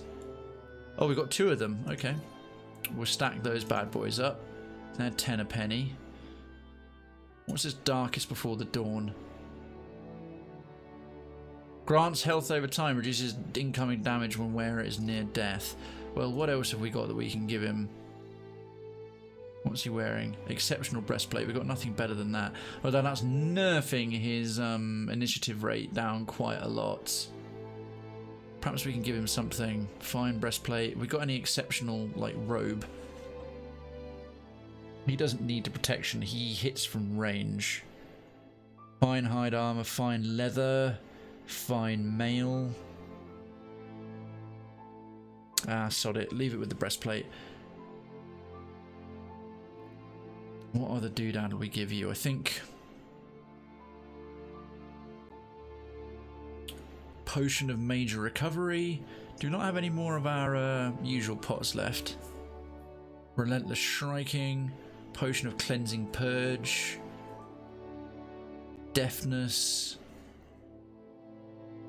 I want to keep that for someone. Blessed Incense. What the hell is this? Okay. He's got a couple of bombs. We've got to give him here. Just have a bunch of health. I don't even care about these things.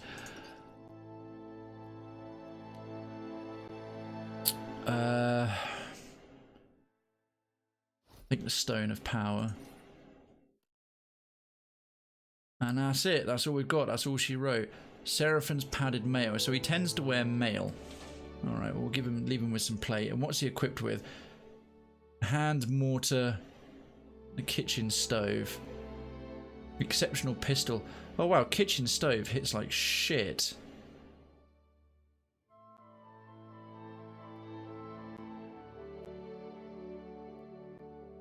That does pierce. That does pierce and slash somehow. I think we're going to put the hand mortar there instead. Minus 10 accuracy, veil piercing, blah, blah, blah, blah. Alright, anyhow. Hopefully he won't be a handicap enough. I'm making this hard for myself because he's not as good as Aloth by a long shot. And we're about to go... I'm on veteran level difficulty. We're about to go into this location above your level and be very hard to complete at this time. Well, we're going to give it a go. Let's see. I paid off 200 quid in 2 months on Bali holiday. Has lived on 10 quid a week. How can anyone begrudge? I hardly rich, been living on my war pension. Yeah, exactly. It's strong and fishy like a large crayfish or shrimp. My friend hosts an annual bring your own lobster. We murder them all in a giant gas-fired metal tank in his backyard. That's awesome. It's reminding me a little bit of the crayfish party, which is a Swedish tradition. I've got a Swedish friend in London, and I've done it for the last 2 or 3 years. He was ranting on about his service. Now he'd done 7 years, ain't a competition. I've done 3 years army in Iraq, multiple injuries, been merchant navy and French Legion. He tried to say could get flat, but council won't help me as I have 2 army numbers and private, except 6 grand up front and no references. He's making out like 2 grand enough. He's clueless. I thought he was going to end up in hospital tonight because of him, but I won't give him the satisfaction. Don't, Stu, don't. Yeah, let's keep on. Sod whoever this is. Your mum's ex giving you hassle about who gives a shit about your mum's ex? Take your holiday. Take your holiday and forget that petty little man. The jungle grows increasingly dense as you travel east. The shade provided by the canopy above does little to mitigate the heat. Moisture and the perpetual choir of insects thicken the air. Alright. The path rises. Problem is, Seraphin's going to go into this at like level 9. The path rises to a sharp incline and your legs ache as you ascend. Slowly, the jungle thins and you find yourself atop a long ridge. Before you spreads a yawning chasm. It stretches from the mountains in the north toward the sea to the south, but you can't make out the bottom for the darkness.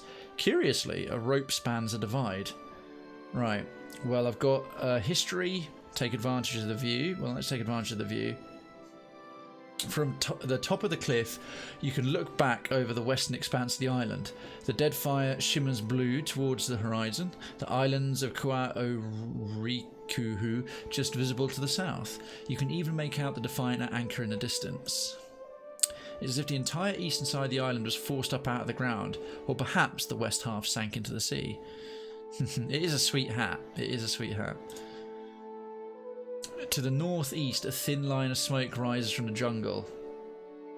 I don't suppose you know what this place is. To whom?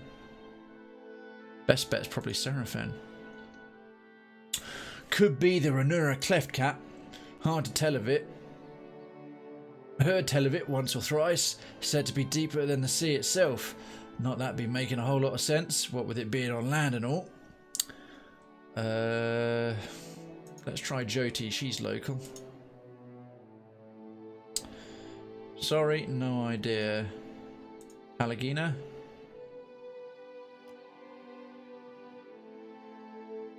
I'm not picking Jyoti. Adair? Sure, it's a good place to test a rope. Obviously I don't know. Examine the rope. Well, she's definitely got the history skills for it. Huh? How did I fail with a 9? I'm not sure what to tell you, Jody says. It looks like a normal rope. Should be safe to cross. She had a 9?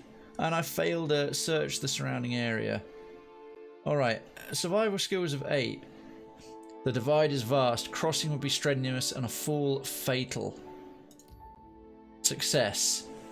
There's nothing overtly suspicious. Certainly no signs of traps. Recent footprints crowd the rocks the rope is anchored to. Though. Kith and Ogre both. Several sets it looks like. Alright. Athletics. Well, let's cross the rope. The rope creaks as you grab hold and shimmy out onto it. Now, Adair would normally be great at this, but his athletic skills is rubbish because I didn't put any stats in it in order to level up his mechanics. Now we didn't have Seraphim. Oh, we made it. You pull yourself across, hand by hand, until you hang suspended over the gorge.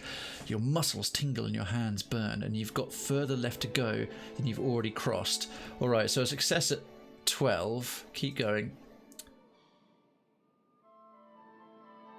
Athletics 8. Oh crud, with a gasp Pallegina slips from the rope. Shit! Instinctively you grab her arm, wrenching it.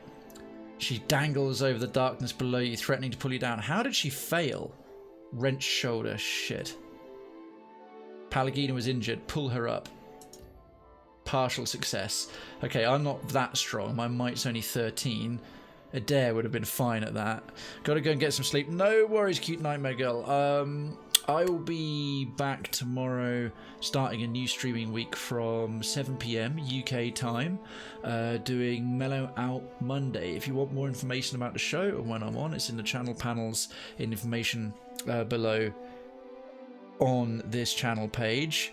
And there's my socials as well. My schedule is always at the top of my Twitter, if you follow any of that. So there's Twitter, there's my YouTube where the VODs go, and I desperately need to catch up on uploads there, and Instagram if that's your preference. And if you're someone who likes to use Discords and would like to get to know the community better, there's a link. There's no obligation whatsoever to be a part of that. It's entirely up to you, but you do what you'd like to, and thank you so much for becoming a member of the community and supporting the show. Until I catch you next time, enjoy the rest of your weekend and have a great week. Your legs wrapped around a line. You hold Pallegina with both arms, fighting against your friend's weight and losing. Oh, crud. Your legs give out and loose you from the rope. The pair of you fall screaming into the abyss. Well, I'm the player character. I can't die. Oh, no.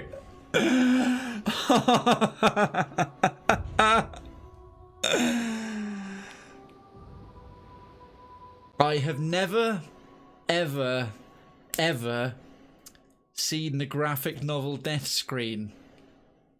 I didn't think it was possible.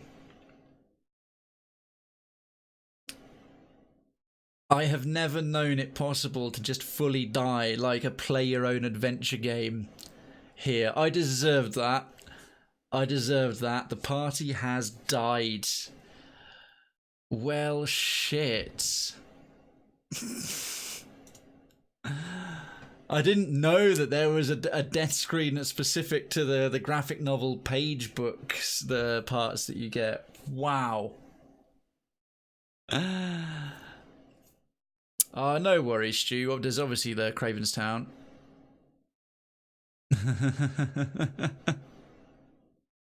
That's worth a clip. I'm going to do... oh yeah, I've got plenty of saves and stuff. Highlight timestamp saved. Oh, goodness me. Right, that cleft.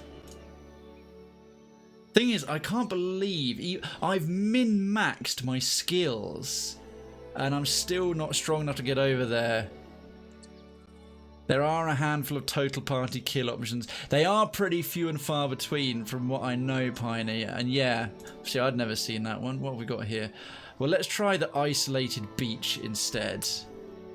Hopefully, there's nothing violent to fall off of here. Hopefully, it'll just be a big old ruck. Well, let's see. As you make your way along the road, you notice the light dimming, as if a shadow has fallen over you. You glance around, unsure of where it's coming from. The air feels thick, pregnant with unseen energy. The road ahead looks clear, but you've been deceived by appearances before. Interesting. So if I was either a chanter or a druid, I could, by which I mean Krayven himself, but I have enough religion, enough arcana, and enough perception to investigate my surroundings. So let's do that. Oh, it's going to be all three. So religion, arcana, and perception. So religion, arcana, meh. Palagina is looking like a good bet, but Jyoti's got this. Religion, arcana, and perception. She's got all three in relative abundance. Let's try her. Success. A large stone stands just off the road, and your head swims as you approach it. Behind it, you locate an unusual collection of bones and sticks. A small, wilder totem that glows balefully, its power disturbing the essence around it. Destroy the totem, or scout for whatever left the totem.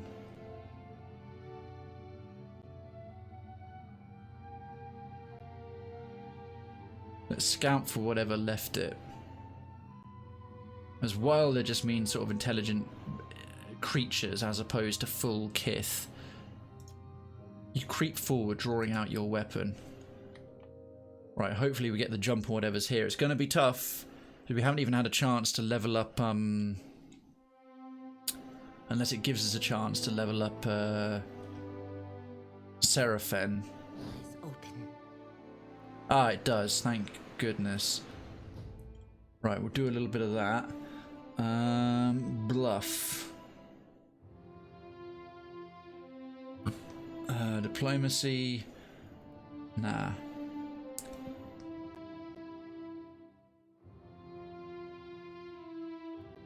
Explosives. What are we lacking? We don't have a great lot in explosives, so let's give him a bit more. So we've already got, with him and Adair in the party, we've got shitloads of mechanics.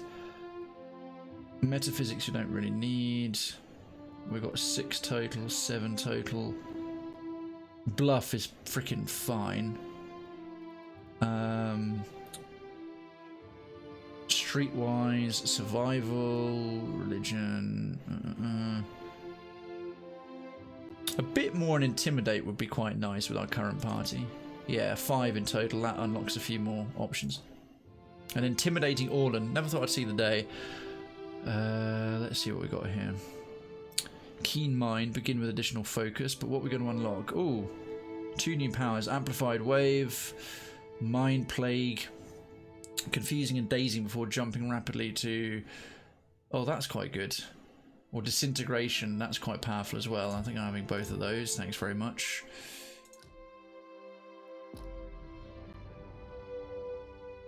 We'll level him up. Oh, is that it? He only gets the 1. Oh well, that's better than none, I suppose. Right, so there's the evil totem. Sigil of Pain. Yeah, we should have destroyed it. Crud. I got it. Let's see what we can see. Wait, look there. Oh, crud. They're Naga. Ah, but they're not especially high level. Let's avoid the sigil.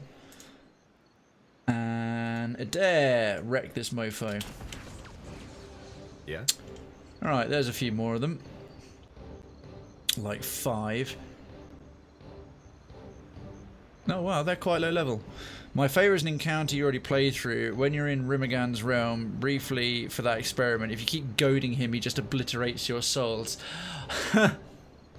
That sounds about right. If you just keep pissing him off, just keep being rude to a god, he reminds you I'm a god and teaches you a lesson in humility, right? Oh, hello, idiot.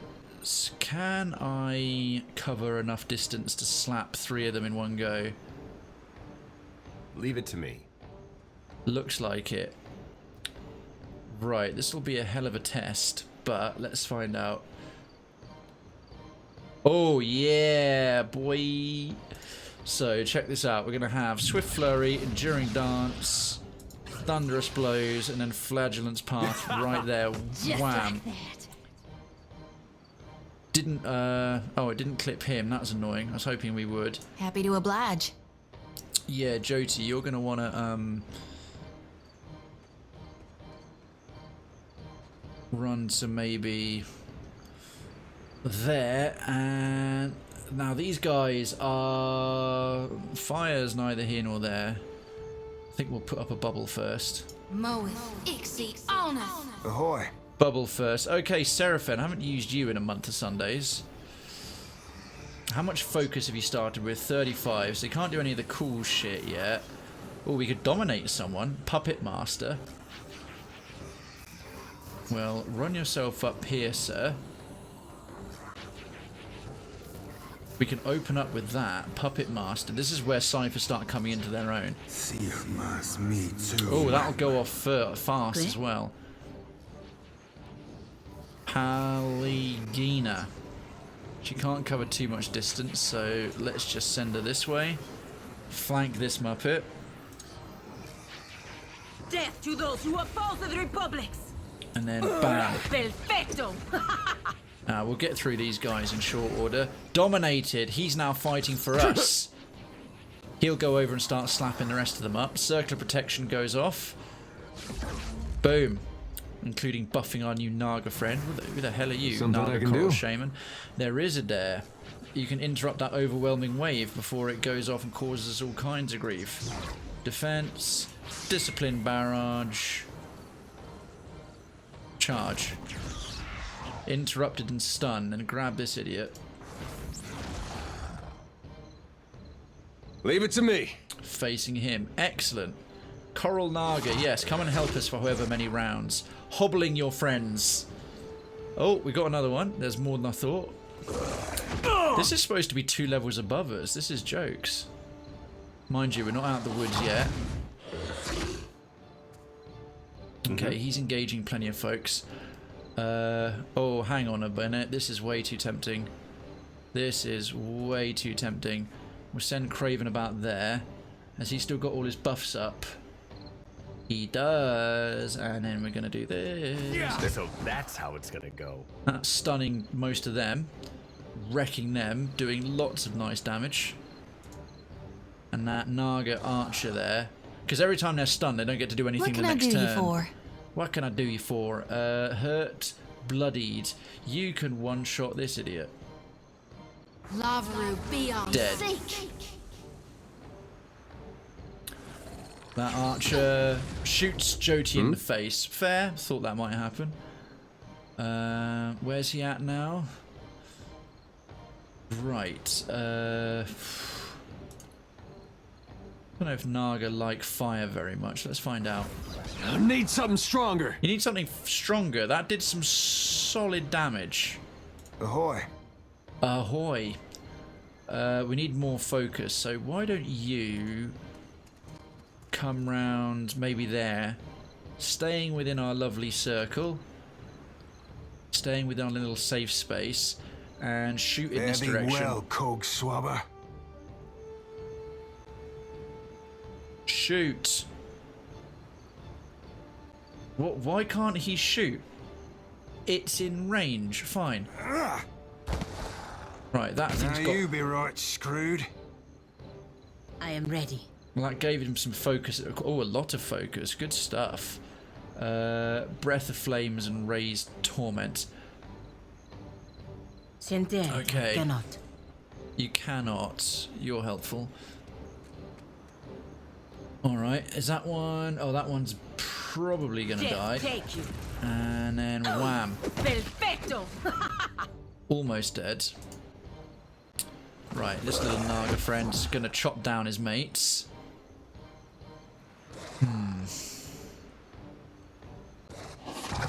I still need to go back and get one of the best books. Back in Nekataka, in What's His Face's... That Archmage's Tower, I left like the best grimoire in the game. I'd forgotten actually. And that's how it's done. Jesus Christ, I think Krayven just exploded a couple of them. All on his own. Good lad. Good lad. That one's stunned.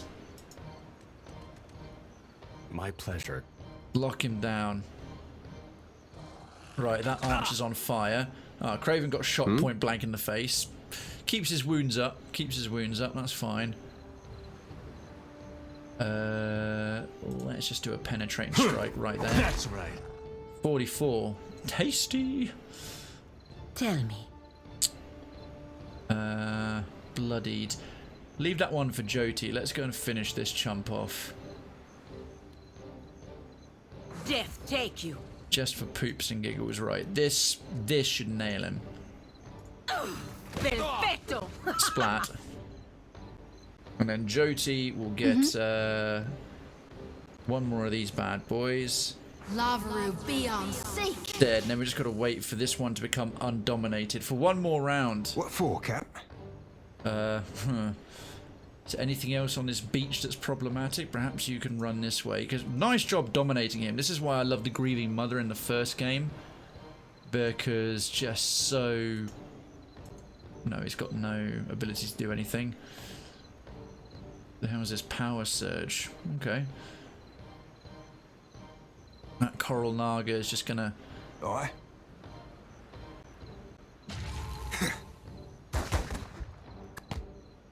Oh god, that's not gonna die in a hurry, is it? Okay, run away from it before it kicks off. Coral Naga, who are you gonna hit? You're gonna miss. Hey there. Ha!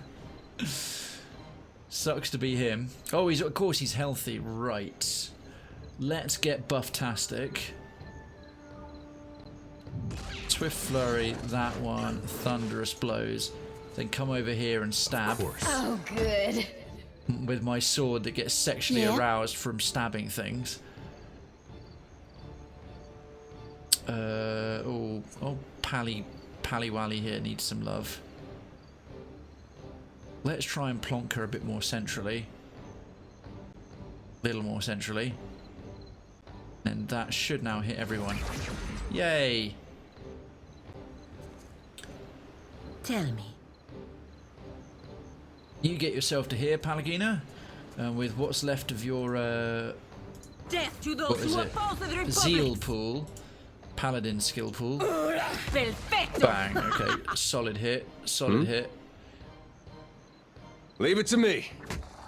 Yeah, this guy's going down in short order. Hey there. Show him Just how like it's done. Bam, bam, bam. What can I do you for? Jyoti, kill it. Oh wow, I forgot Jyoti's wand or rod or whatever it is makes short work of things. It hits surprisingly hard. Ooh, lots of good stuff. We got shells and reptilian eyes and yum yum yum. Lots of things.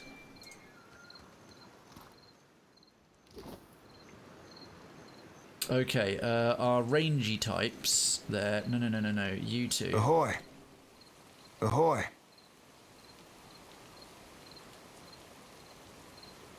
Aye. Done and done. Just you two. Come and kill this thing. Preventing it nearly destroyed. Yeah, see, it's Come that now, sigil. step into the light. It's that sigil. Yeah, it's the fact that he's now got 2 Curse of Pain times 2, 10 damage taken. Ahoy. Just wanted that thing destroyed. Rest of the map is probably pretty generic. Done and done. Just see what there is up here, just in case. Alright, yeah, it's just a generic map that we'll never be able to get back onto. Alright, well that was supposedly 2 levels above us. Well, perhaps that bit wasn't. Either way, it wasn't too troubling.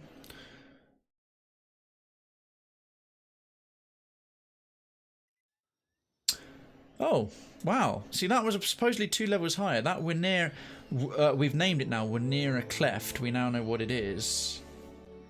Let's check out this abandoned village. Where you expect to find a small Huana village is instead a pile of rubble. Several large pits run down its middle. As you near, you realise the pits are in fact the footprints of a kith who must be as tall as a mountain. You mean Aethys. There might be something in the wreckage worth salvaging yet. Search the location. Boots of the White. Fur lining, +2 freeze armor rating. Shod for winter, +1 resolve resistance to dexterity afflictions. Those might be good for Krayven. Oh, there's just a pair of boots in it, and that's it. All right. Well, let's have a little look what he's rocking on his feet right now. Boots of the Stone, +1 dexterity and resolve, resistance to might afflictions. Kitty, thank you so much for the host. I appreciate. Oh wow, Adair hasn't even got any boots. Kitty, heyo, how you doing? How you doing?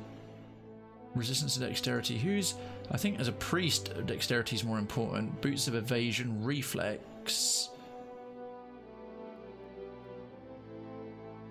+1 resolve.